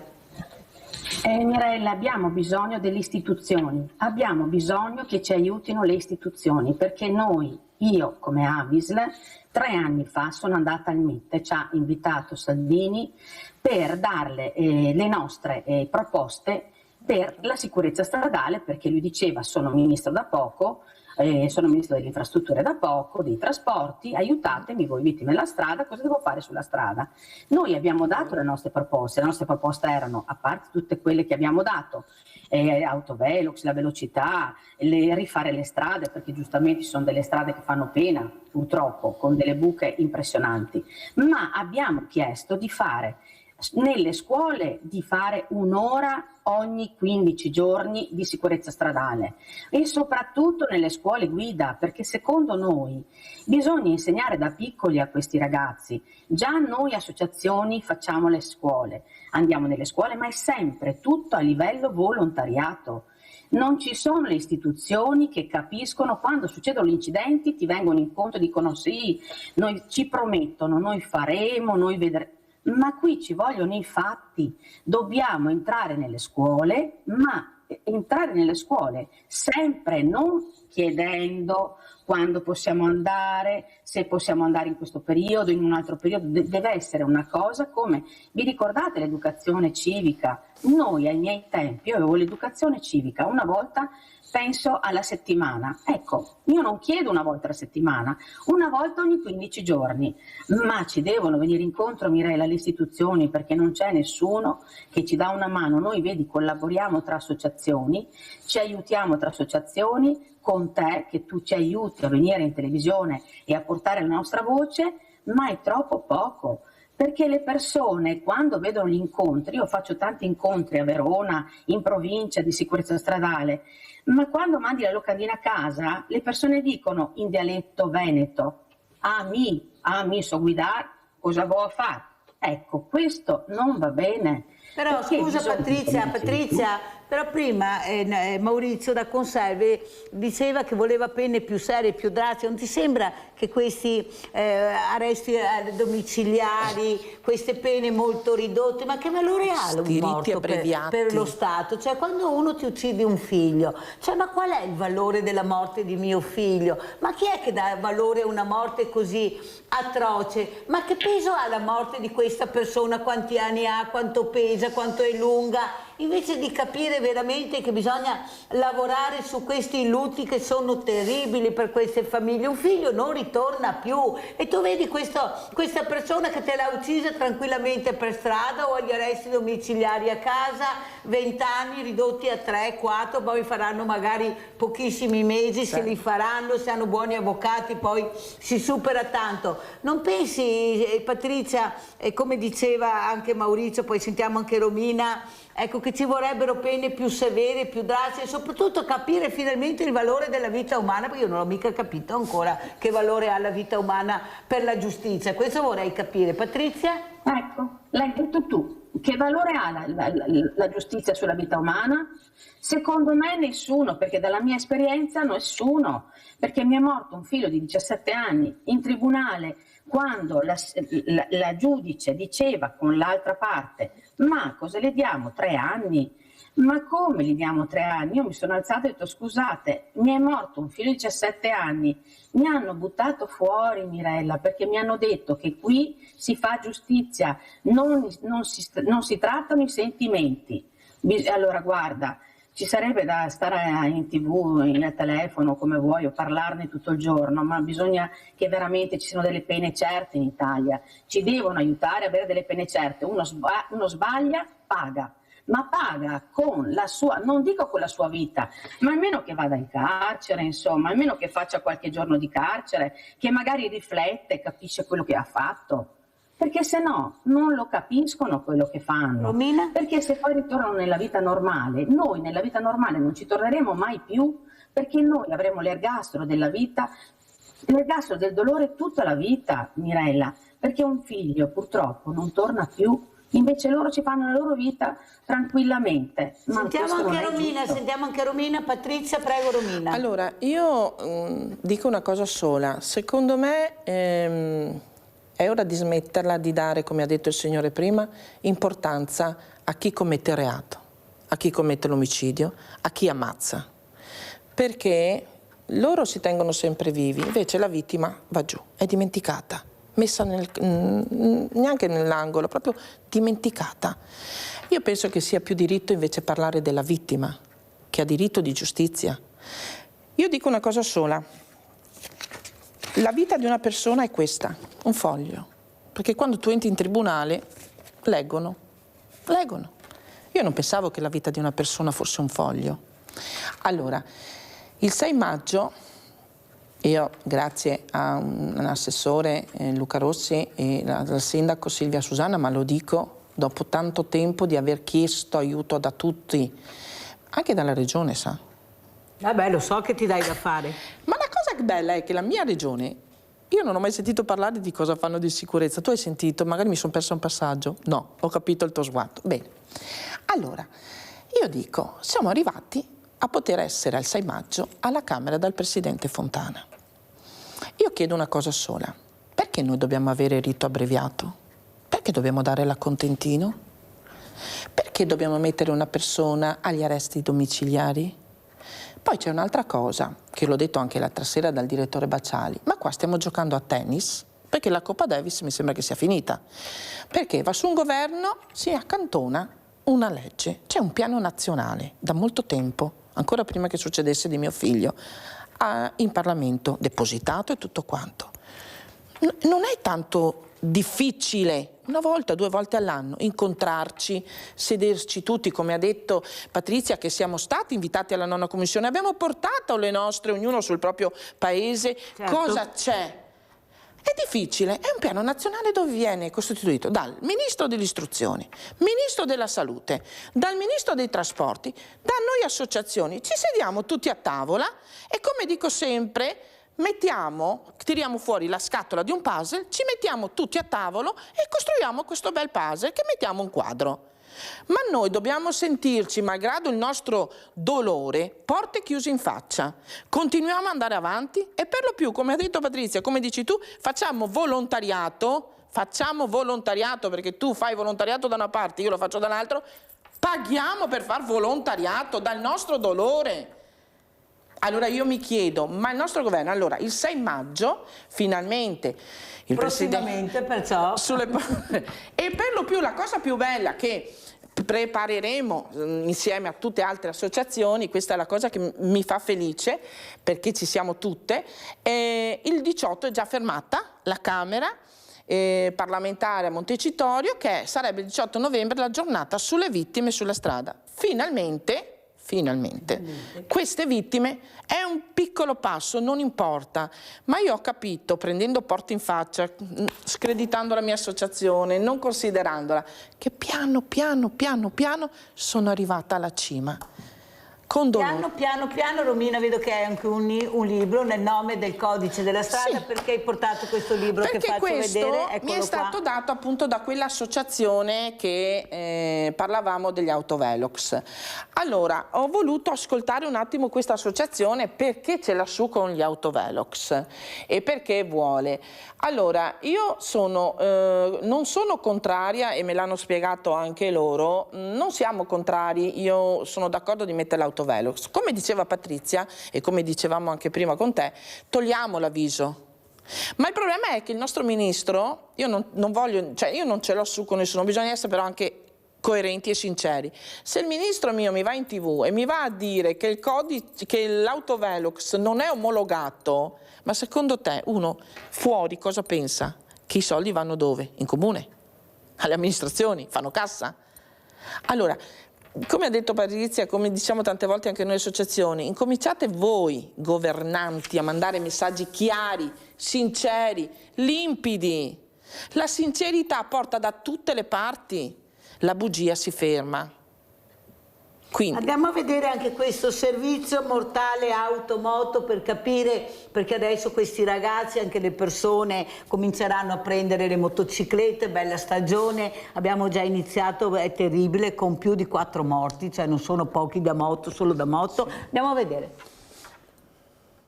Lo schianto è stato violentissimo e dagli esiti purtroppo infausti. Un motociclista di 34 anni, Vincenzo Elefante di Longarone, ha perso la vita nello scontro accaduto all'altezza dell'uscita della A27 a Pian di Vedoia, in comune di Ponte nelle Alpi. La dinamica della terribile collisione fra la moto e 3 auto è valutata in queste ore dai carabinieri arrivati a Pian di Vedoia assieme ai mezzi di soccorso. Tra questi l'elicottero del SUEM decollato dalla base di Pieve di Cadore è rientrato subito dopo l'accertamento della morte del giovane Centauro, il cui corpo è rimasto sull'asfalto il tempo della definizione del nulla osta disposto dall'autorità giudiziaria.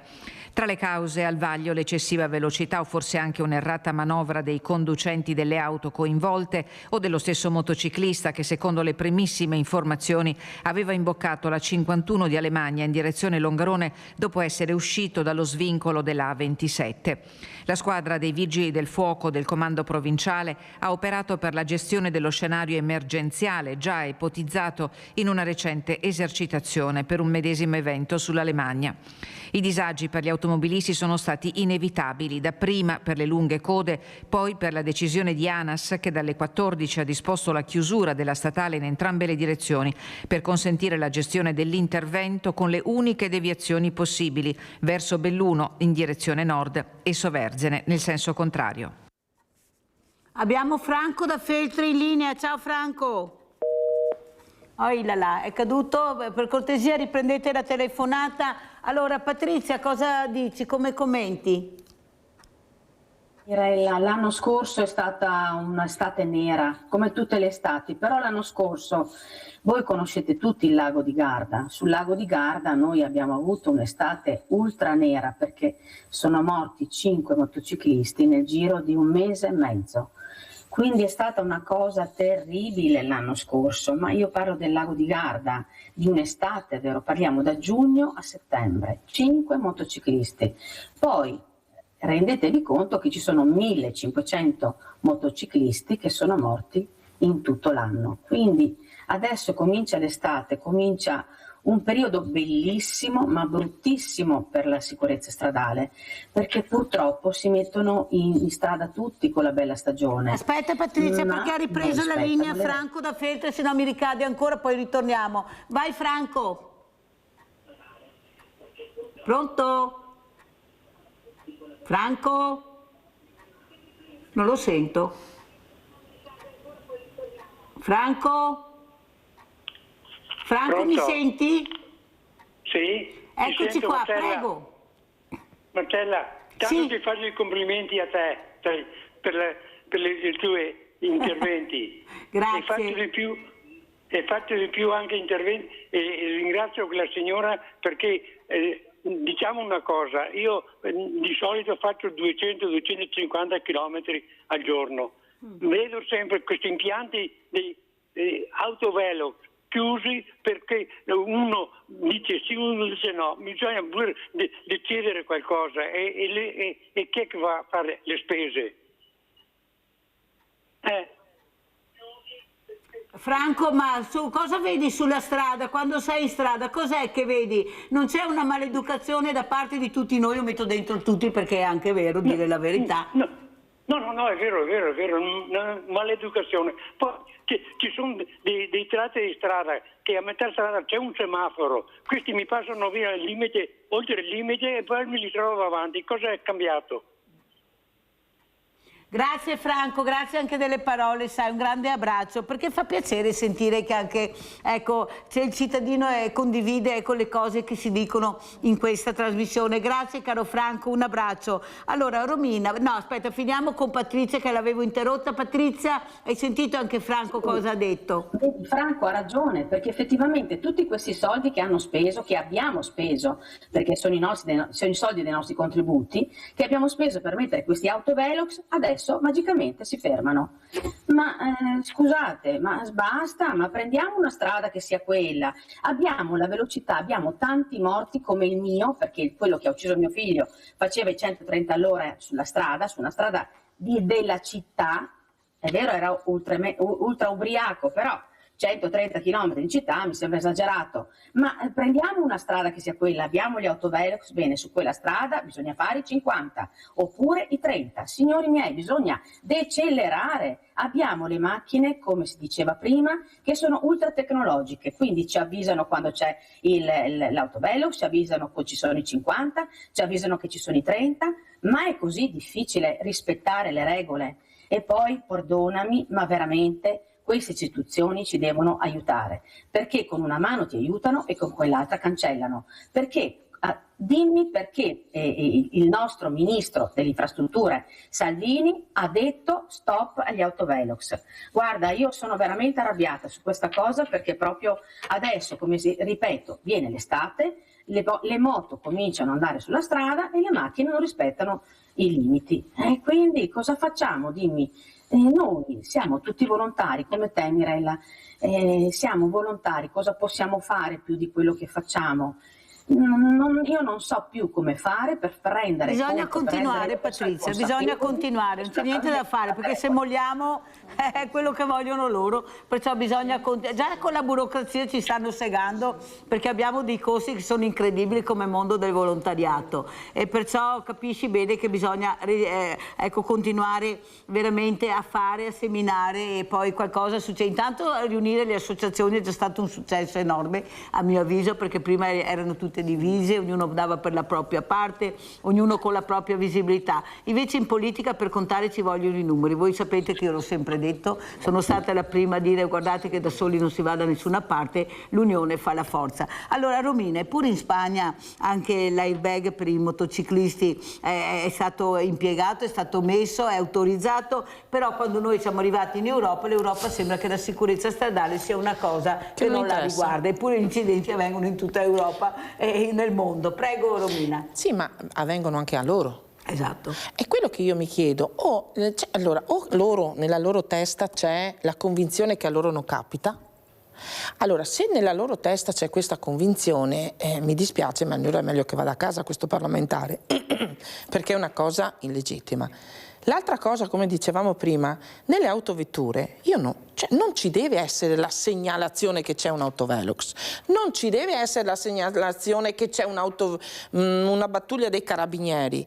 È tanto difficile fare partire una legge dove dire si costruiscono queste macchine ma non si mettono questo, ma si può mettere l'alcol look direttamente automatico in tutte le macchine, perché se uno non può permettersi la macchina da 80.000 euro, povera creatura, deve andare con la pandina. Quindi è difficile, sì, come diceva Patrizia, perché noi siamo i ministri, cioè io penso, per me non c'è più l'istituzione di una volta, non ci sono più i sindaci, non dico tutti per carità, che credevano veramente e ne stavano vicino ai cittadini semplicemente. Adesso c'è la poltrona rossa che ti senti importante, tu sei la scarpetta bassa che se voglio ti lucido, quando sono stanco non ti lucido, ti lascio da parte. Io sono così, sono diretta, non ci metto tanto a dirlo. Allora, ho imparato una cosa a mie spese sulla mia tragedia, su tutto, sulla mia situazione e tutto quanto. Ero arrivata a un punto e pensavo che forse certe volte da soli potevamo arrivare. Ma ho fatto un ragionamento importante, mi stavo mettendo a livello delle istituzioni. Stavo ragionando come loro. E quindi poi mi sono detta, ma allora io critico loro. E sta facendo la stessa cosa? Patrizia, ma non ti sembra che importante sarebbe la certezza della pena? Sì. Certamente considerando anche tutto il meccanismo, sì, come è successo tutto. Sì. Allora la certezza della pena sembra che in Italia non esista, tutti ne parlavano, i partiti, siamo d'accordo, ecco la certezza della pena è fondamentale, mi sembra che poi invece legge elettorale e certezza della pena non se ne parli o se ne parli molto poco, non siano quelli gli obiettivi da raggiungere. Cosa dici Patrizia? Che hai ragione, non se ne parla più, la certezza della pena non esiste più. Guarda, poco tempo fa siamo andati tutti a votare per cambiare questa legge dei magistrati e cosa è successo? Hanno tutti votato no. Capisci, Mirella, che purtroppo a votare no. Come si fa a parlare con gli italiani? Dimmelo tu. Come si fa a parlare con gli italiani che se ti succede qualcosa, perché io capisco che magari a noi, vittime della strada, è successo un mortale, alle vittime della mafia lo stesso, ci sono tante cose in Italia, ma se non mettiamo delle pene certe, che una persona dice no aspetta un attimo, è inutile che vado forte, è inutile che bevo e mi metto alla guida perché qua mi tolgono la patente e poi magari vado anche in carcere. Uno ci pensa. Ma se non diamo delle pene certe, se la gente non gli fai pagare il suo debito, che è un debito di morte, e poi scusate un attimo, meno male che c'è l'omicidio stradale, non dimentichiamoci che noi vittime della strada, se ti ricordi Mirella, abbiamo chiesto l'omicidio stradale e nel 2016 abbiamo festeggiato i 10 anni dell'omicidio stradale. Ma vedi Patrizia, tu hai nominato il referendum, siccome il referendum è stato girato ed è stato vinto dal no, ma perché i giovani hanno partecipato, il problema è che non era un referendum per cambiare la sicurezza stradale o la sicurezza di noi cittadini, era una cosa che riguardava loro, che riguardava gli avvocati, tanto è vero che erano anche tra di loro non d'accordo. Il problema è che dovevano fare un referendum su questi temi qua, su queste cose che stai dicendo. Cos'è l'omicidio stradale? Chi è favorevole? Cos'è la certezza della pena? Non fare un referendum che neppure loro erano d'accordo, che erano divisi tra di loro.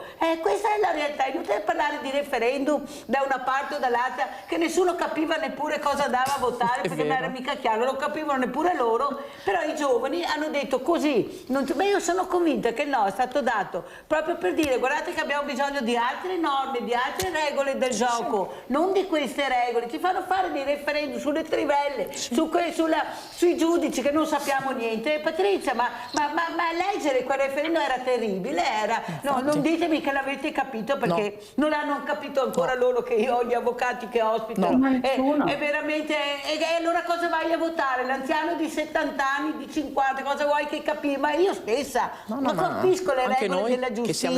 Bisogna essere competenti, preparati. E invece sui referendum, sul fine vita, su quello che avete detto voi, sicurezza stradale, certezza della pena, non ce lo chiedono mai. Romina?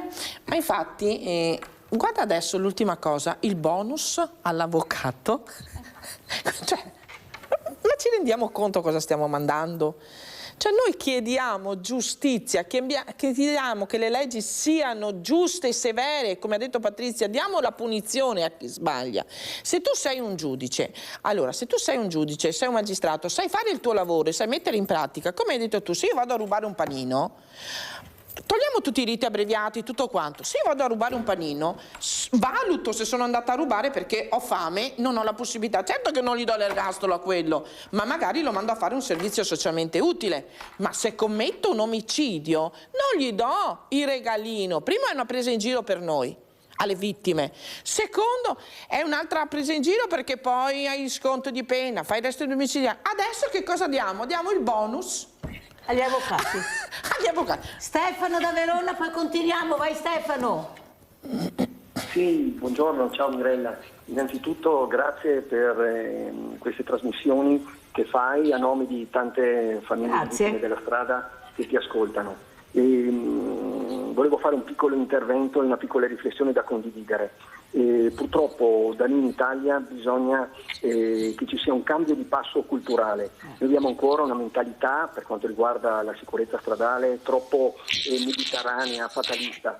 Noi come associazioni ci confrontiamo anche con associazioni del nord Europa, tant'è vero che la Svezia per esempio è il paese più virtuoso a livello di vittime della strada, hanno 11 vittime della strada ogni milione di abitanti, confronto alle nostre che sono 52-54.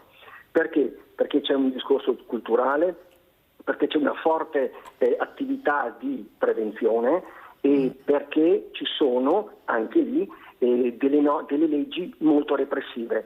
Noi non è che vogliamo essere vendicativi, però la prevenzione deve andare a braccetto anche con la repressione. Da noi purtroppo siamo ancora troppo fatalisti e le vittime della strada sono considerate vittime di serie B. Mi è dispiaciuto anche che nel nuovo incarico del nuovo governatore del Veneto non sia stata spesa una parola nel mondo della sicurezza stradale, delle segnaletiche, delle infrastrutture, di quanto la vita sulle strade ha un valore inestimabile e dobbiamo rispettarla tutti.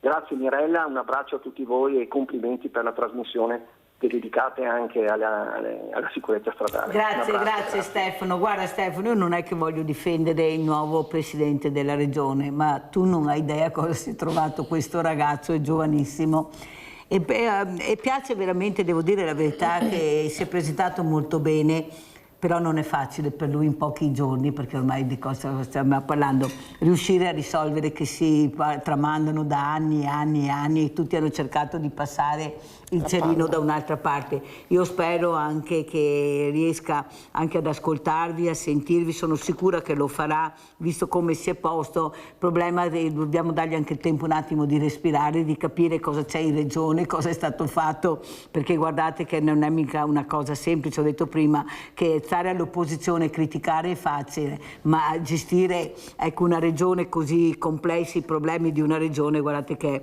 difficilissimo, perché là ci metti dentro tutto. Dobbiamo vedere la buona volontà. Mi è appena arrivato. Allora, prego. Leggi Romina. Allora, appena arrivato adesso un'email, gentilissima signora Ceccato, ci scusiamo ancora per non aver potuto organizzare un incontro il 14 aprile. Con la presente vorremmo, a nome anche del Presidente, darle un'altra data per un videocollegamento con l'assessore Ruzza, addetto alla sicurezza. Siamo a proporle il giorno mercoledì 29 2026, assessore Ruzza da parte della Regione Veneto e del Presidente. Quindi io dico Avete visto che Sveglia Veneti porta fortuna? Avete visto che porta fortuna? Appena arrivato, vero Romina? Non è che avevi preparato, No, guardate. Ecco, no, Sveglia Veneti porta fortuna. C'è sempre qualcuno che ci guarda Quindi... e ci sente. Cosa dici allora, Patrizia? Penso che sia un bel segnale, come ho detto io, avete sentito, ecco, io sono sicura che qualcuno ha ascoltato. Ecco, e perciò è una cosa importante, è già un segnale, un buon segnale, prego. Tu ci porti fortuna, Mirella, meno male, veramente. No, sai cosa ti dico? Che io ho sono tanto contenta il 6 maggio di andare a parlare con l'onorevole Fontana e spero tanto di portarlo sulla nostra strada, di aiutarci a portare una buona e sana cultura della sicurezza stradale, perché ne abbiamo tanto bisogno. Sai che si è emozionata Romina, si è emozionata col messaggio che ha ricevuto, guardala, perché vedi tanto impegno, tanta fatica. Ecco, perciò capisci che per lei è stato un momento. Beh, mi fa piacere Romina che l'hai ricevuto proprio qua a Sveglia Veneti, perciò capite l'importanza, ecco, delle parole di Romina, di Patrizia, di Stefano che ha chiamato da Verona. Ecco, sono situazioni veramente di mamme, di papà che hanno perso i loro figli. Guardate, non è mica semplice per loro metterci la faccia, ecco, battersi, questi ragazzi che non torneranno più. Io ho sempre in mente quel papà proprio in prefettura tanti anni fa, ancora con Paola Conte, che mi ha detto: sai Mirella, io tutti i giorni preparo la tavola e metto sempre il posto di mio figlio e guardo sempre quella porta della cucina sperando sempre che mio figlio entri. Capite che per questi genitori, ecco, è il figlio, la morte, ma soprattutto il valore della sua vita è presente. Hanno bisogno del vostro rispetto, lo dico io ai politici, hanno bisogno del vostro rispetto, perché loro ce la stanno mettendo tutta per aiutarvi, non per intralciare il vostro cammino, per darvi delle idee, fare delle considerazioni assieme. Sono persone che hanno provato sulla loro pelle cosa vuol dire. Ecco Romina, allora ti è passato un po' l'emozione, sì, riesci a parlare? No, beh sì, chiedo scusa, però ci mancherebbe. Per me è una cosa importante, come ho detto, collaborate con noi, consideriamo, come ho detto al Presidente Fontana quando sono andata, consideriamo anche, come ha detto anche Stefano, le nostre vittime di serie A. Ma non solo queste, allora attenzione, Patrizia ne può confermare, ma lo possono confermare anche tu, penso anche altre molte persone. Io quando faccio un paragone di violenza sulle donne, non è perché descrivono quello, ma perché quello è un business, perché tutti ne parlano, perché se succede anche l'altro giorno che è morto questo ragazzo in moto, non è stato scritto, non è stato parlato, e sì che usiamo tutti i social, non facciamo tutti i santarellini che i social non li usiamo, quindi li usiamo tutti. Allora io dico, pensate che noi vittime che abbiamo perso un figlio non capiamo che quelle famiglie che perdono una ragazza che non soffrono come noi? Aspetta che ti fermo perché c'è Luciano da Desenzano del Garda. Sai che ti ho pensato, Luciano, ho detto adesso chiama Luciano come l'altra mattina e hai chiamato, sono empatia. Vai Luciano, telepatia. Ciao, buongiorno, ciao. Signora Romina e altre. Niente, con 61 anni di patenti avrei tante cose da dire, ma prima quelli che sbagliano dovrebbero essere colpiti ancora prima quando prendono le multe, ma non per i 5 chilometri in più, 3, quando prendono le multe che vanno invece di 70 vanno a 120. Niente, purtroppo vedo tutti i giorni, Mirella, sulle televisioni venete, anche in Lombardia, un sacco di morti di ragazzi in moto, in macchina. Non cambia niente, cambiano le leggi. Vi faccio un piccolo esempio: se io non ero svelto sarei morto alle rotonde. Io avevo la precedenza metto la freccia quando giro a sinistra, la Jeep di 50 quintali completamente a 60 all'ora mi ha tagliato la strada, e anche delle signore, tra parentesi. Non c'è niente da fare, anche ti dico l'ultima, gli aiutatemi, quelli lì autovelos dove segnano i chilometri, ma contano poco, perché quando l'hai passato, tanti, io lo so dove sono qua, a Peschiera, in giro, quando l'hai passato, e dopo puoi andare, a 70 all'ora, quando l'hai passato puoi andare a 120. Te l'ho già detto una volta, Mirella, bisogna mettere sulle macchine, sulle moto, su tutto, quel coso che metti dentro la mattina e ti segna tutti i chilometri. Anche se ti fermano dopo il paese e l'hai passato 70-80 e sei 50, lì ti segna e ti danno la multa. Va bene, niente, vi saluto, auguri, ciao Mirella. Grazie, ciao. grazie caro Luciano. Allora Patrizia, cosa dici a Luciano, che veramente tanti anni di patente, però vedi Patrizia, quello che io mi sono anche un po' meravigliata, che stavo cercando di passare il cerino ai diversamente giovani, che sono quasi sempre i colpevoli degli incidenti. Io invece, scusate, avranno anche dei problemi, ma non vanno via 120-130 all'ora. Io anche ieri ho visto solo ragazzi giovanissimi con bolidi che guidano, ma veramente di una cosa allucinante, per non parlare di tutti quei furgoni che girano, per non parlare anche di quelli, anche nelle strade di campagna, è una cosa veramente, anche se non vedi niente devi andare pianissimo perché all'improvviso ti sbuca sto furgoncino, è una roba allucinante, cioè cercate, io non so, dopo voglio sentire sia Patrizia che Romina, ma non passate però, ecco il cerino a dire che la colpa degli incidenti è l'ottantenne che deve cominciate a fare patenti serie anche a questi ragazzi che veramente pensano di essere tutti, ecco,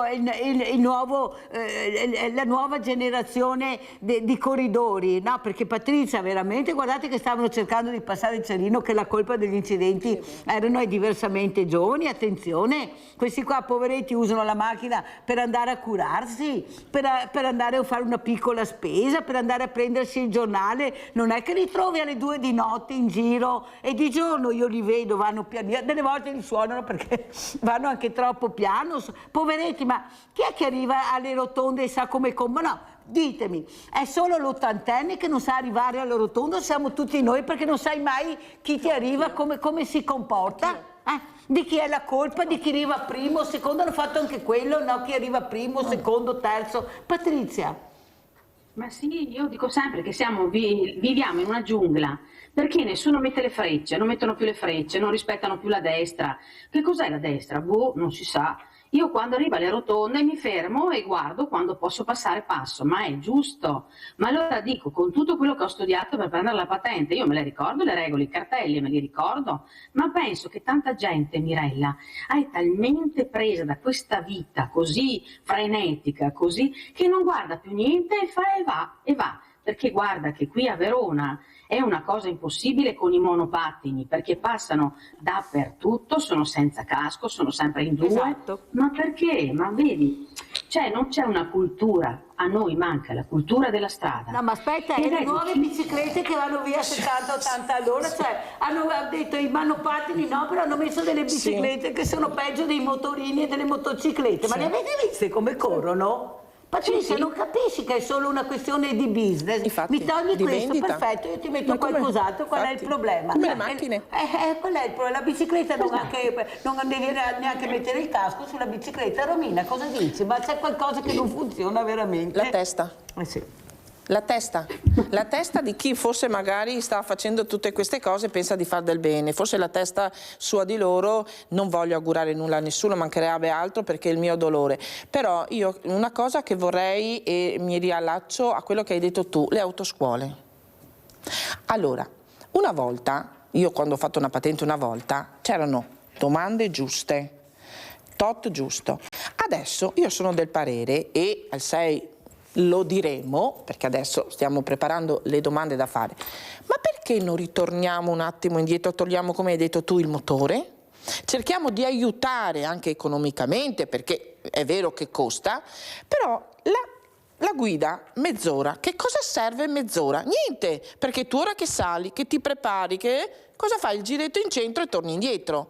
Io sono del parere invece che togliamo alcune cose, aiutiamo anche questi istruttori, queste autoscuole, perché io adesso voglio capire bene come funzionano, ma portiamo i ragazzi sulle strade pericolose. Allora vi do una sorpresa, vi dico una sorpresa, che fra poco avremo anche le autoscuole, perciò faremo una puntata dedicata alla sicurezza stradale, se avete piacere con voi, con le autoscuole. Lui fa parte anche della sicurezza stradale da una vita, anche con la provincia, con la regione, perciò sentiremo le proposte che dirà, cosa farà, per capire che bisogna iniziare a parlarne, perché guardate che io stamattina proprio pensavo, che sapevo di avere questa trasmissione, questi ospiti, bisogna iniziare veramente a fare qualcosa, a parlare, ecco, a fare rumore, perché sennò non andiamo avanti. Cioè io non devo farmi il segno della croce quando esco al mattino, perché non so se riuscirò a tornare a casa sana e salva, perché troverò il cretino che pensa di avere tutte le ragioni del mondo, ma che poi ti suonano dopo, perché qua, perché là, perché sennò la mia vita vale tantissimo, io ci tengo alla mia vita. Abbiamo Giusy da Dosso, vai Giusy. Ciao Mirella, buongiorno alle tue grandissimi ospiti. Grazie. Allora, intanto Gevol è sfalcio anche sulle rotatorie, perché delle volte non te ga capire se te ga da parte di, va bene che a destra avevamo sempre libera, però ragazzi, siccome chi corre deve oggi, non sappiamo se ne passa davanti, va bene, non importa. E ora Mirella, come che te ho detto sempre, che a trasmissione tua si dovrebbe chiamare col titolo di cambiare il titolo, oppure aggiungere questo, SOS Sveglia Veneti Mirella, perché Mirella, qualunque che ha bisogno di qualunque cosa, e chiama da te, perché vede che nessuno che dà retta, né i sindaci, né gli onorevoli che passa per strada, perché tutti che corredio gli fai sorrisi, che mi manco, vabbè. E ora, te ricordi quando che sei venuto il presidente della regione Alberto Stefani da te, che mi ha detto, senta presidente, questa è l'ultima speranza che ho di voi tutti, cominciando da certi personaggi del Veneto che prima ti dicono sì, come ti ho detto l'altro giorno, che quando devono essere vanno ai mercati per farsi vedere, per parlare, e poi finite le votazioni non li vedi più. Comunque questo volevo dirti, che la tua trasmissione deve essere messa, aggiungere questo titolo. No, guarda che va benissimo Sveglia Veneti, Giusy, è quello che conta, sveglia, più che Veneti, svegliatevi. Ecco perché anche al mattino, guardate che c'è gente veramente che dorme dentro la macchina, Ma guarda che veramente io vedo dico, ma questo è ancora a testa sul cuscino, come diciamo qua in Veneto, c'è una roba allucinante, come guidano. Cioè ragazzi, attenzione, avete delle bombe, ma veramente bombe a orologeria nel momento che salite in queste macchine, per quanto piccole siano, che forse delle volte vanno più forte. Grazie Giusy. Patrizia, però non vedi anche tu forse anche tutto questo investimento sulle piste ciclabili, ad esempio, se vode complete? E che pochi che ti trovi con anche fuori da pista ciclabile. Cioè Patrizia, ma ti rendi conto di cosa stiamo vedendo? Come dici tu, monopattini ancora girano tranquillamente, senza problemi. Allora Patrizia, come ormai siamo in chiusura, cosa vuoi dire? E come ci saluti? Ma guarda, mi hai preso giusta, perché le piste ciclabili hanno rovinato delle vie a Verona che le hanno fatte senso unico per queste piste ciclabili, ma restringono le carreggiate. Già siamo una città piccola, antica, che abbiamo delle strade piccole. Se mi restringi ancora la strada, ma dove andiamo a finire? Per le biciclette? Guarda, non posso dirti cosa penso, Mirella, perché purtroppo avrai tutti i ciclisti contro, perché quando arrivano a un semaforo non rispettano mai il semaforo i ciclisti. Ma per quale motivo? Allora vi hanno fatto le piste ciclabili, avete delle belle piste ciclabili, rispettate le regole anche voi. Mirella, ci vuole una sana cultura dell'educazione stradale, perché qui non ce l'ha nessuno. Stiamo andando tutti come diceva la tua ospite prima, a tastoni. Aspetta, passo, sì, forse è forse tocca a me, forse tocca a lui. No, signori, dobbiamo tornare a rispettare le regole. C'è la destra, ci sono i cartelli, ci sono i limiti di velocità. Se c'è la pista ciclabile devi correre nella pista ciclabile. Anche se mi dà fastidio. Guarda, veramente che bisogna veramente iniziare a parlarne, perché guardate che è veramente un problema. Uscire la mattina, guardate le vittime che stanno sulle strisce pedonali, fuori dalle strisce pedonali, dappertutto. Ci sono veramente dei passaggi pedonali in curva con dei semafori allucinanti, ma io dico, ma possibile non ci sia un po' di buonsenso anche quando viene installata la segnaletica? Rotonde con 150.000 cartelli con la città scritta in 5 volte, non sai quale adesso dove vo, cioè ma capite che 5 km, 10 km, 12 km dopo non te capisci più, cioè veramente, ma veramente c'è tanto da lavorare. Ecco, forse ulteriore lavoro lo possiamo anche trovare. Romina, come ci saluti, cosa vuoi dire? Niente, io dico che spero che questo piccolo passo del 6 maggio possa essere un inizio di un grande colloquio. Risponderò dopo all'assessore Ruzza, che ringrazio di aver risposto, però come diceva Patrizia, non spendete i soldi per niente. Magari spendeteli in qualcosa di più utile, forse di formazione, e fatevi una domanda e datevi la risposta. Come mai gli incidenti sono quasi tutti mattina, pomeriggio e stanno diminuendo un po' la sera? Allora, rispettiamo una cosa, io dico sempre e lo continuerò, guardate che è difficile dormire su un cuscino quando ti viene tolta una persona cara, non dormi più e non vivi più perché sei automaticamente morta. Anche quando è fuori casa, vero Romina, in attesa che rientri. E non sai, Io dico sempre, attenzione, molti mi dicono basta una telefonata, e loro avevano telefonato all'1:12, l'1:13. Raccontiamo brevemente la tua storia, brevissimamente, per chi non la conosce. C'era un ubriaco, un straniero insieme a un altro, mio figlio insieme ai suoi amici stavano tornando a casa da Jesolo, questo andava a 110 sparato, mio figlio andava a 77, siccome lui voleva sorpassare, faceva un po' le cavolate per strada, ha speronato mio figlio dentro a un canale, lo ha fatto volare proprio, si può dire, e li ha lasciati annegare tutti e quattro. In macchina? 4 sono annegati e la ragazza di mio figlio, grazie a dei kosovari, perché bisogna anche ammettere che ci sono anche persone brave e non persone brave, fermi, perché io lo dico, in quel contesto c'erano delle persone italiane, non so se io avrei avuto la forza, quindi io non accuso nessuno, però chi si è tuffato e chi ha pianto davanti a me sono stati i 4 kosovari che mi hanno chiesto scusi signora, non sono riuscita a salvare suo figlio, ho tirato fuori gli altri ma non, però sono morti 4, quindi io dico sempre attenzione, io tutti i giorni guardo il suo cuscino, guardo il suo letto, guardo. Ma cari istituzioni, la pacchetta me la do da sola tutte le mattine, tutte le sere per andare a letto con la forza, per non piangere. Non voglio la vostra pacchetta, datevela voi la pacchetta nel sperare di non poter mai dormire sul cuscino che dormiamo noi mamme. Grazie Romina Ceccato.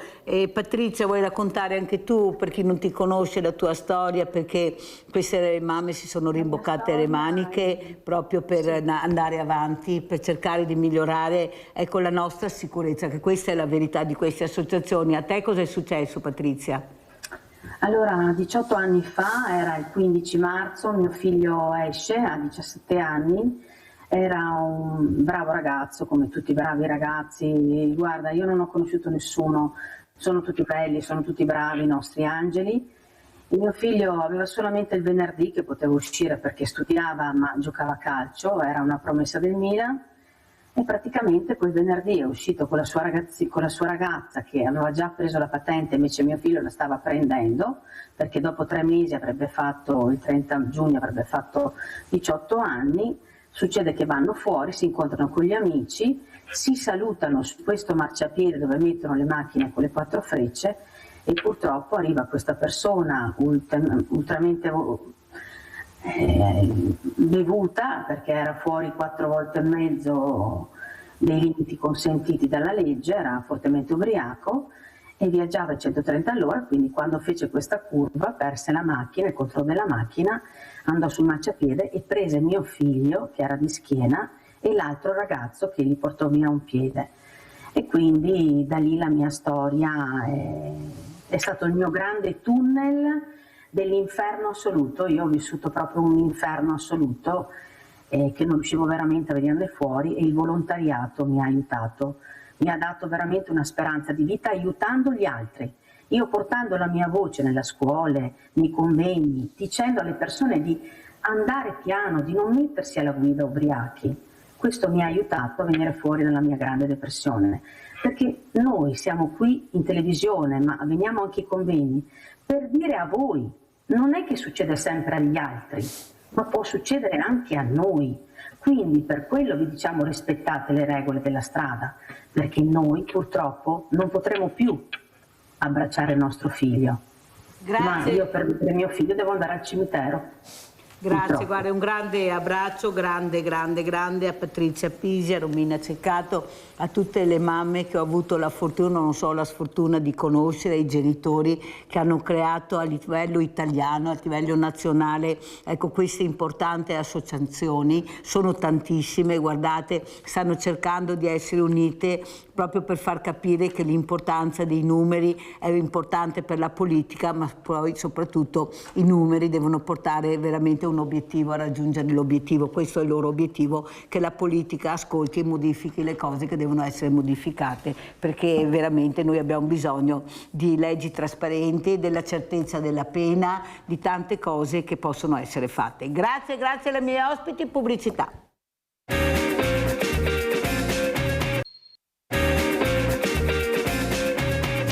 Alcuni nomi sono sinonimo di eccellenza e qualità.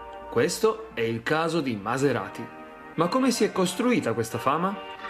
L'origine risale al 1914, data terribile per la storia. Fu l'anno in cui scoppiò la Prima Guerra Mondiale. Ma per Alfieri e i suoi due figli, Ettore ed Ernesto, si tratta di una data impossibile da dimenticare, perché il 1° dicembre aprirono a Bologna la società anonima Officine Alfieri Maserati, un'auto-officina di 5 dipendenti. Questo è il punto di partenza della storia Maserati. Già dall'inizio la famiglia Maserati aveva le idee chiare. Volevano lavorare nel mondo delle corse e iniziarono a preparare delle Isotta Fraschini per le gare dell'epoca. Conclusa la Grande Guerra, Alfieri tentò anche la carriera da pilota, ottenendo anche dei buoni risultati. Avevano le auto nel sangue. Tutto andava talmente bene che nel 1922 venne anche nominato team manager della squadra corse della Diatto, ottenendo anche molti successi con la Diatto 3000. L'intoppo arriva nel 1924, quando per una decisione molto criticata gli organizzatori della corsa in salita della Rabassada in Spagna squalificarono Alfieri con l'accusa di aver sostituito il motore della sua Diatto 2000 e fu una squalifica pesante, 5 anni lontano dalle gare. È in questi casi che il carattere del campione viene fuori e Alfieri Maserati trasformò questa battuta d'arresto in un'opportunità. Se non poteva essere un pilota, poteva essere un buon meccanico e magari anche qualcosa di più. Non si limitò a preparare auto di altri, decise di creare la propria vettura da gara. Dopo mesi di duro lavoro, insieme ai due figli Ernesto ed Ettore, verso la fine del 1926 crearono la Tipo 26, prima auto ad essere interamente Maserati e a portare il simbolo della casa, logo disegnato da Mario Maserati, il tridente stilizzato della Fontana del Nettuno di Bologna. Riuscirono a portare la Tipo 26 alla Targa Florio del 26, una delle più antiche corse automobilistiche al mondo e a quel tempo molto prestigiosa. Arrivarono noni, non male per un esordio, ma in seguito arrivarono anche i successi. Entrarono a gran voce nel mondo del motorsport. E che abbiamo questa mattina ospite, siccome abbiamo parlato di sicurezza stradale, di macchine, di motori, di motorini, abbiamo Marino Parolin che ha questa passione, perché lui è un veterinario, però ha la passione di queste macchine e soprattutto la passione di far capire l'importanza che avevano queste menti eccelse di una volta, ricordarli, guardate cosa facevano, con gli strumenti che avevano, la creatività, la bellezza, l'eleganza. Parolin, ma qua ormai dobbiamo guardare indietro perché ecco, non abbiamo più questa creatività, non riusciamo più a fare niente, comperiamo tutto, però io sono convinta che queste eccellenze le abbiamo, però bisogna scoprirle. Prego Parolin.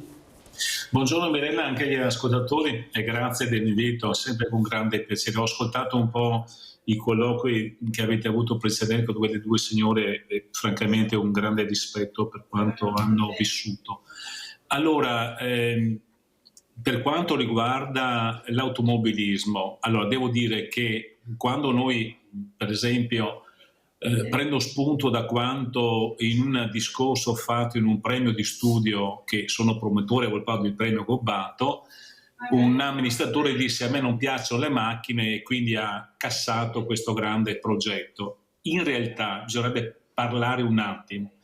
Quando lei stringe un volante, quando lei frena, ci sono delle ricerche, per esempio l'ABS, che sono espressione di una ricerca di uomini, intelligenze, creatività, ma per la sicurezza ovviamente. È chiaro che la macchina deve essere guidata con attenzione, responsabilità. Siamo ovviamente consapevoli dell'utilità, ma siamo responsabili di eventuali danni che possiamo provocare. Quindi bisogna guidare con prudenza, con attenzione al rispetto delle regole e anche alla circolazione degli altri. Questa è una premessa molto importante.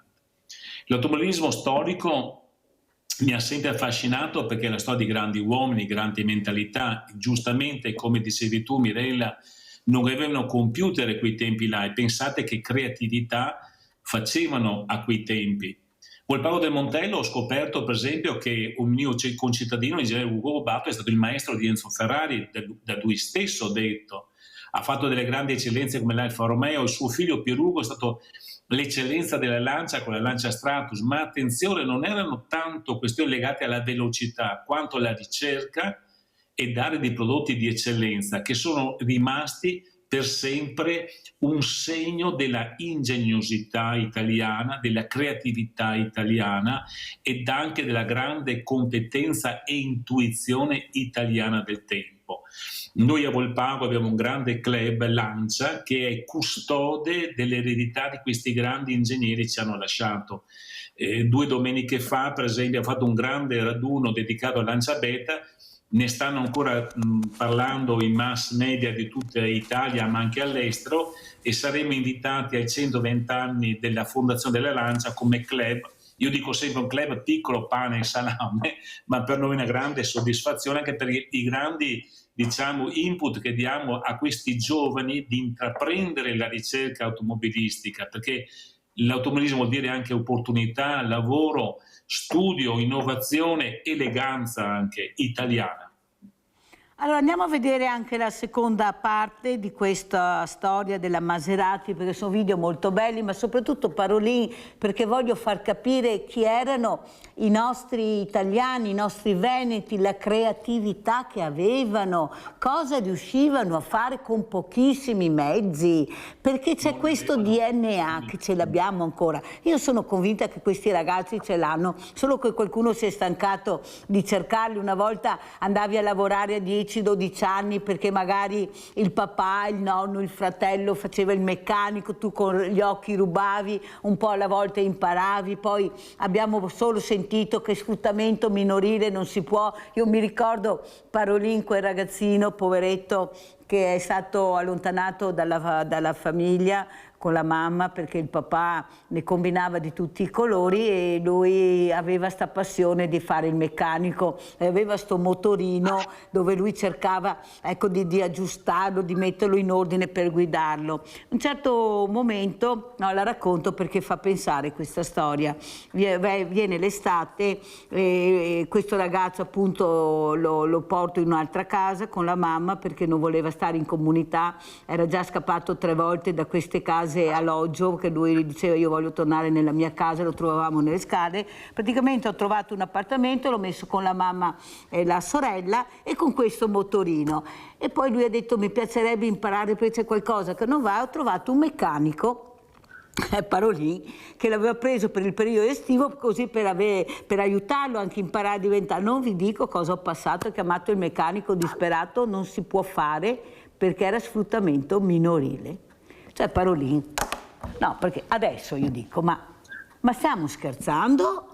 Oppure adesso ci ritroviamo quello che ci ritroviamo nelle strade perché qualcuno ha detto che il giovane va impiegato solo come... Cioè io capisco che ci sono situazioni, ma qui abbiamo la gente che lavora a 2 euro, 3 euro e questo bambino che voleva imparare, questo ragazzino a diventare un buon meccanico ha dovuto ritornare a casa. Non le dico la disperazione del ragazzino, poveretto, non le dico perché ha detto adesso cosa... Parolin, ma cosa sta succedendo? Ecco, da questo punto anche di vista poi vediamo il secondo video, cosa dice? Ma io mi ricordo, e qua entra un po' anche la mia storia, mi ricordo quando ero al liceo scientifico, quindi nel periodo della mia adolescenza, quindi nel periodo estivo, io diciamo rimanevo a casa perché contribuivo ad aiutare mio padre a coltivare dei terreni che per me poi era stato importante per mantenermi gli studi. Ma mi ricordo che molti dei miei coetanei venivano assorbiti durante la fase estiva dalle aziende della zona, chiaramente regolarmente inquadrati con dei anche quindi con discorso assicurativo eccetera, ma questi ragazzi praticamente lavoravano all'interno dell'azienda, mi viene in mente la Garmont per esempio, che assorbiva molti, e per un periodo estivo lavoravano, prendevano qualcosa, ovviamente erano inquadrati, assicurati, eccetera, però almeno venivano occupati, imparavano un mestiere che poi venivano anche impiegati in futuro in quelle aziende. Quindi io vedo di buon occhio che questi ragazzi venga data una possibilità di apprendere un mestiere. Ovviamente deve esserci un'inquadratura regolare sotto il profilo chiaramente contributivo e assicurativo, ma a questi ragazzi gli si dà anche un'alternativa di non disperdersi durante la giornata senza far nulla, ma si dà anche un'opportunità di apprendere una professione. Io penso che io sarei favorevole in questo senso, con queste condizioni, perché mi ricordo quasi tutti i miei amici che conoscevo venivano inquadrati durante la fase estiva in queste aziende del Monte Bellunese anche. Certo c'era un'inquadratura regolare, sindacalmente non c'era nessun tipo di problema.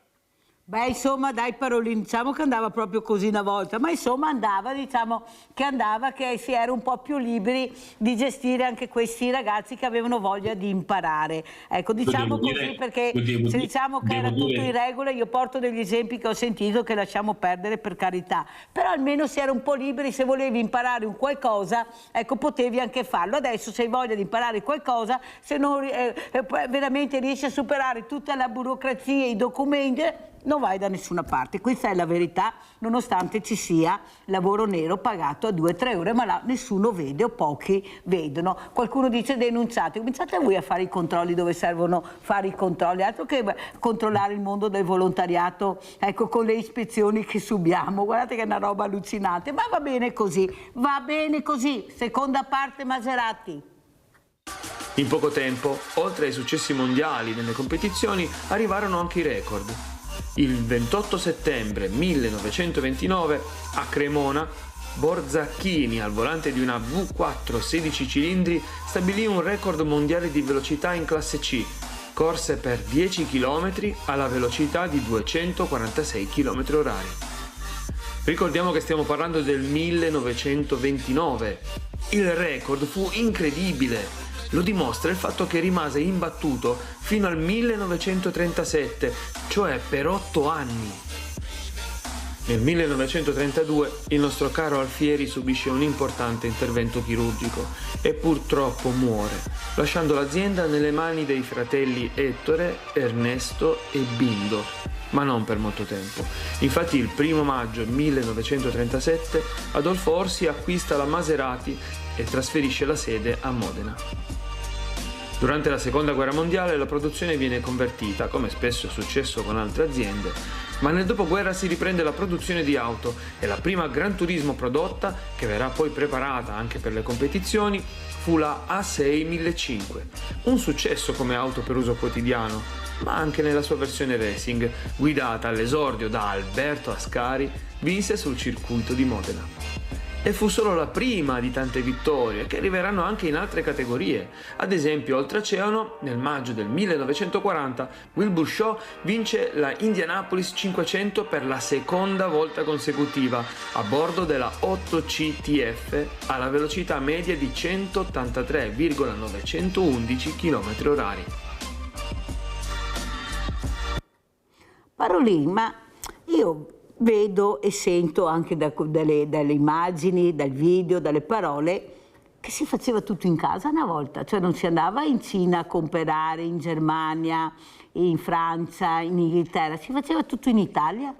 Adesso con la tecnologia che abbiamo facciamo tutto fuori o quasi, e quello che si fa in Italia non è che si sappia molto. Prego Parolin. Beh, diciamo che a quei tempi non esisteva la Cina.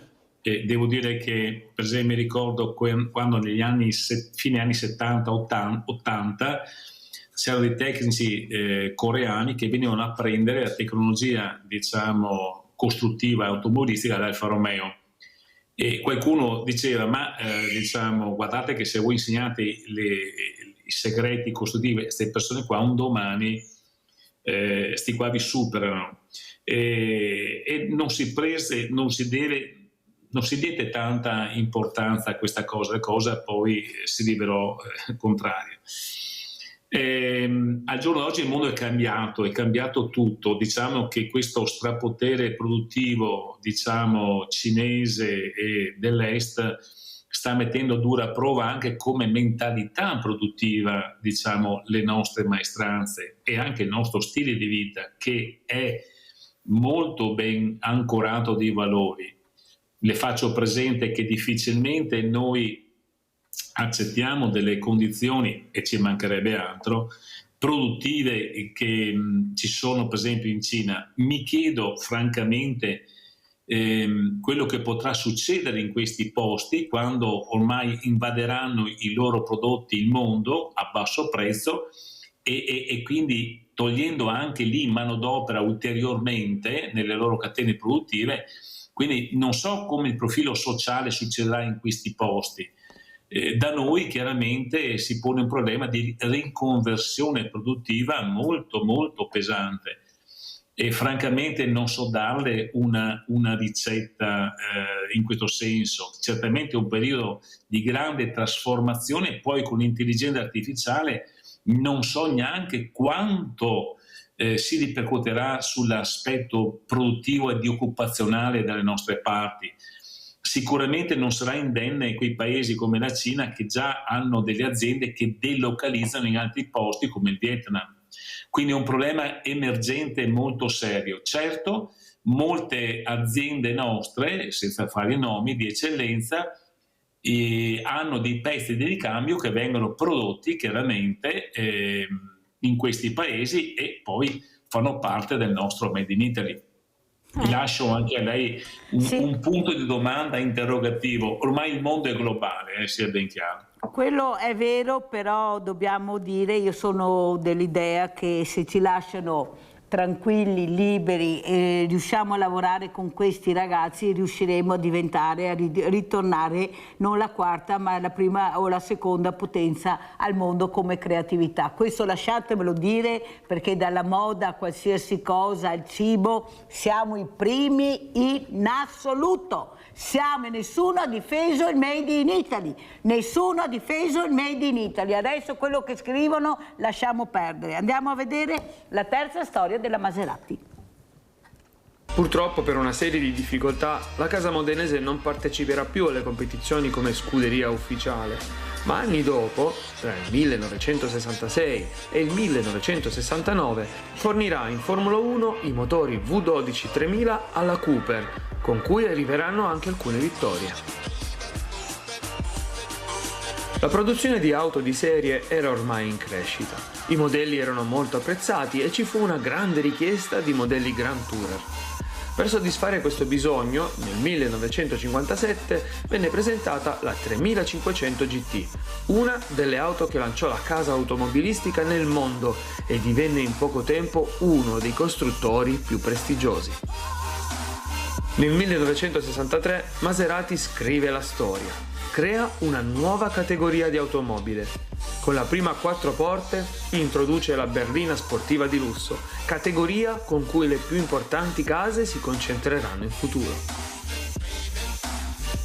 Solo 3 anni dopo, nel 66, arriva un altro modello storico, la Ghibli, che con il suo V8 da 4,7 litri e 310 cavalli è all'altezza delle Ferrari 365 e Lamborghini Miura dello stesso periodo, specialmente con l'arrivo della seconda motorizzazione da 335 cavalli. Con l'arrivo degli anni 70 qualcosa cambia e la Maserati si trova sotto il controllo della Citroën. Adolfo e il figlio Omar Maserati si dimettono. Nel 1973 arriva la crisi petrolifera e la casa modenese risente il colpo.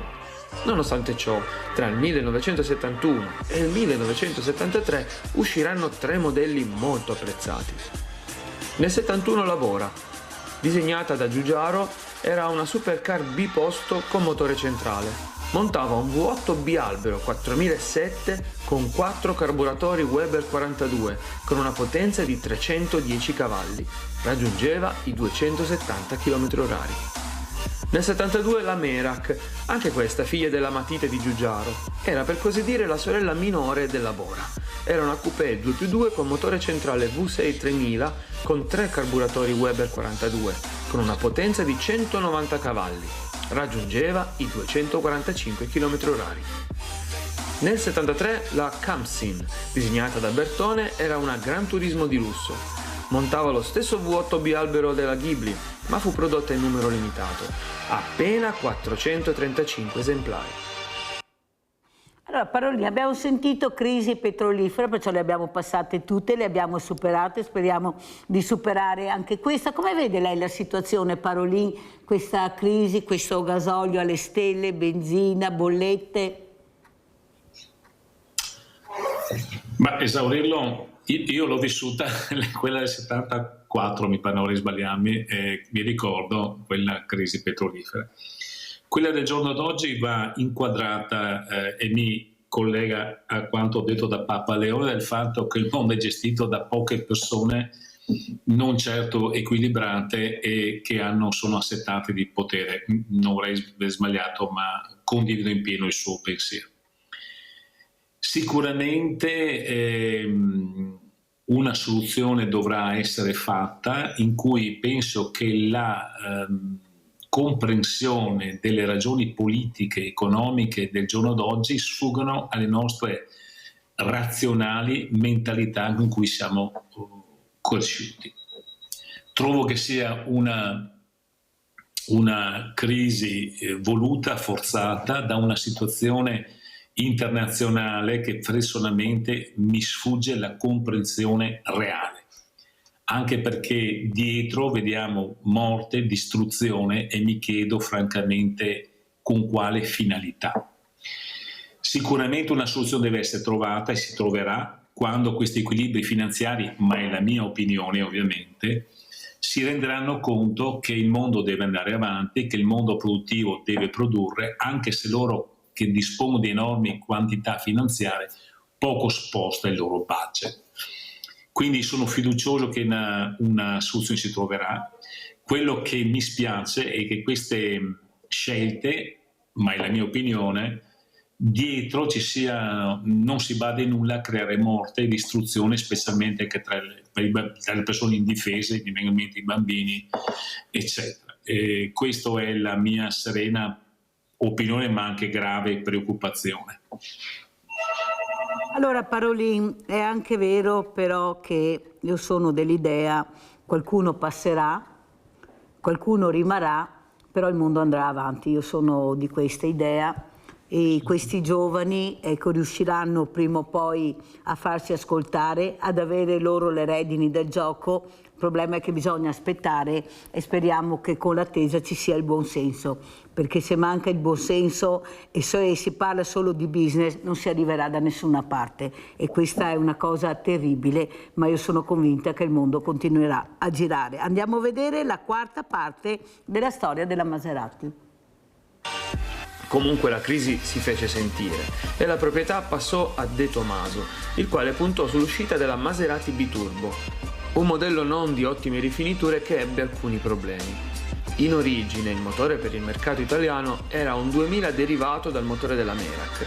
Era un V6 bialbero con 3 carburatori Weber 42, ma questo aveva 3 valvole per cilindro, a differenza delle 2 sulla Merak, e 2 turbocompressori, da qui il nome del modello.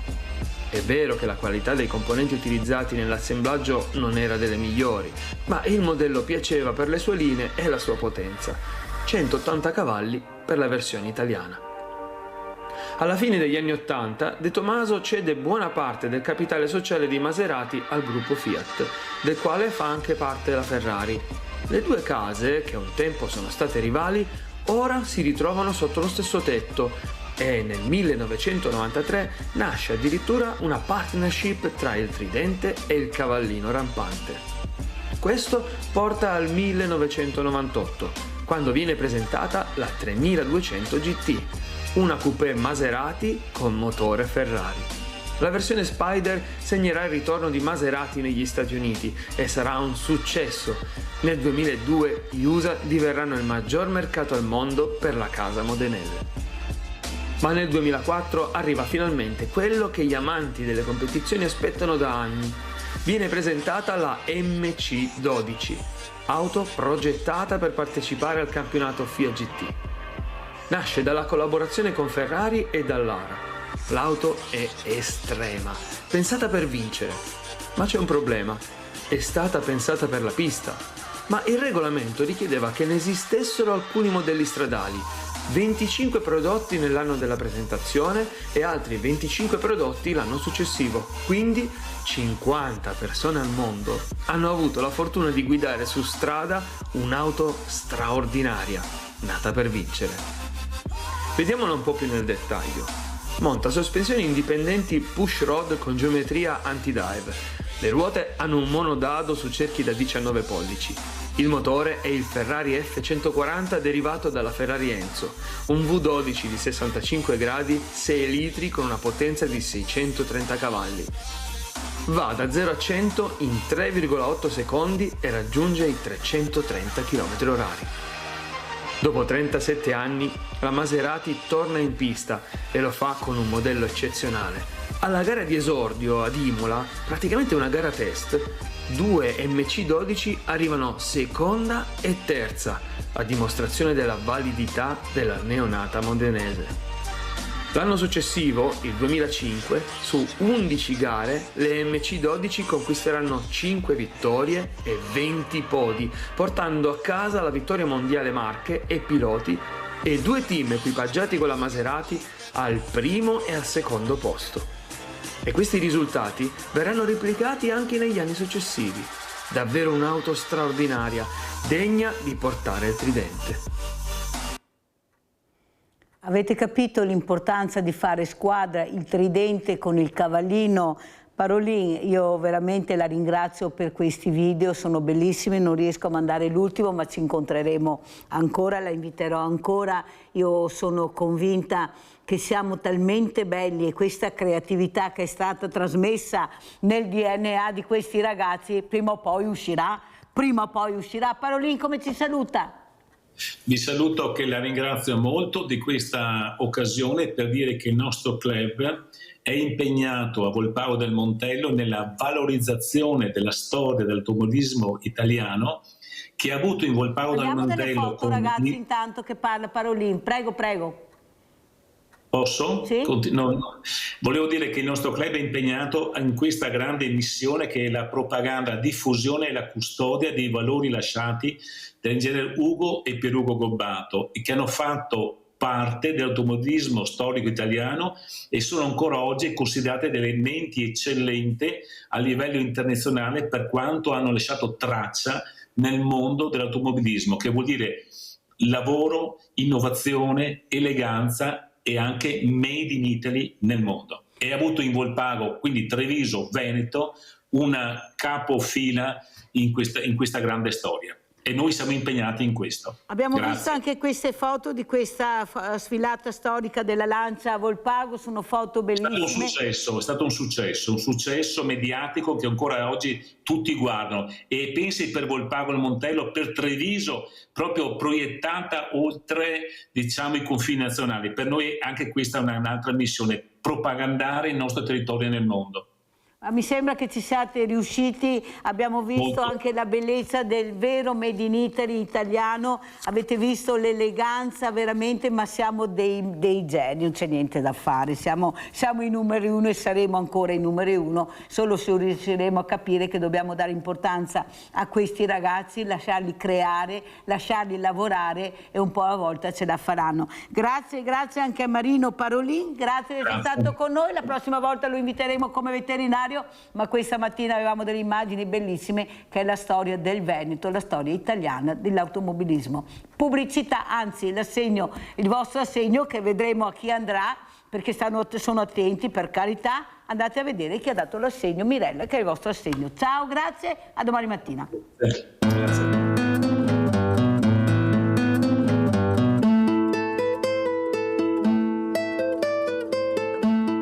Grande famiglia di Rete Veneta, siamo ancora a Fosse di Sotto, da un'altra famiglia che voi conoscete, che è la prima famiglia che abbiamo aiutato, perché anche qui c'è stato un disastro.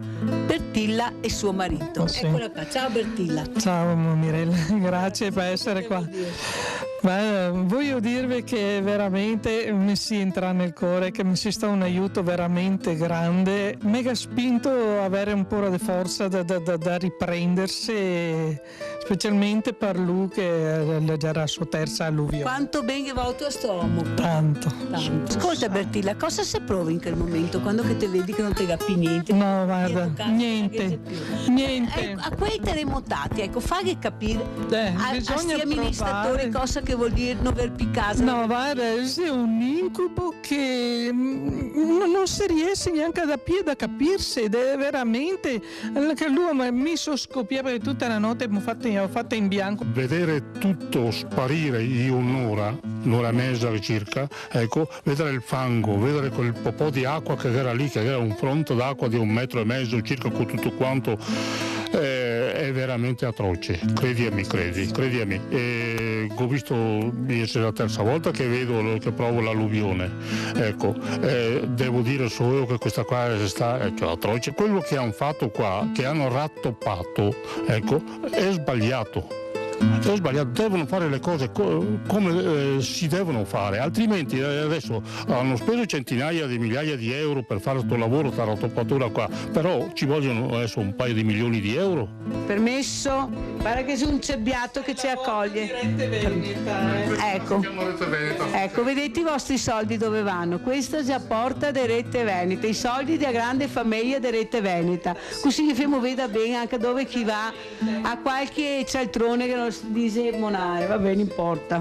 Questa è a tavola, sedie, cosa che mi regala il signor Giuseppe grazie a Rete Veneta, il signor Giuseppe De Bassano.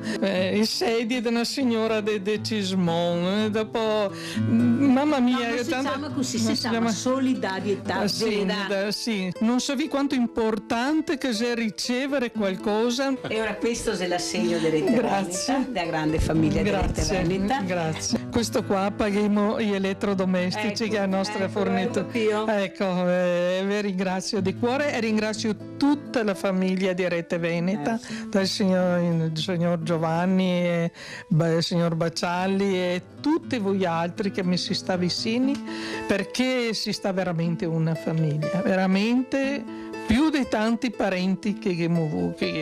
Avete sentito? Più da voi altri e dalle persone comuni che dai parenti. E con queste parole vi saluto, vi ringrazio ancora di cuore e ci vedremo la prossima settimana. Ciao!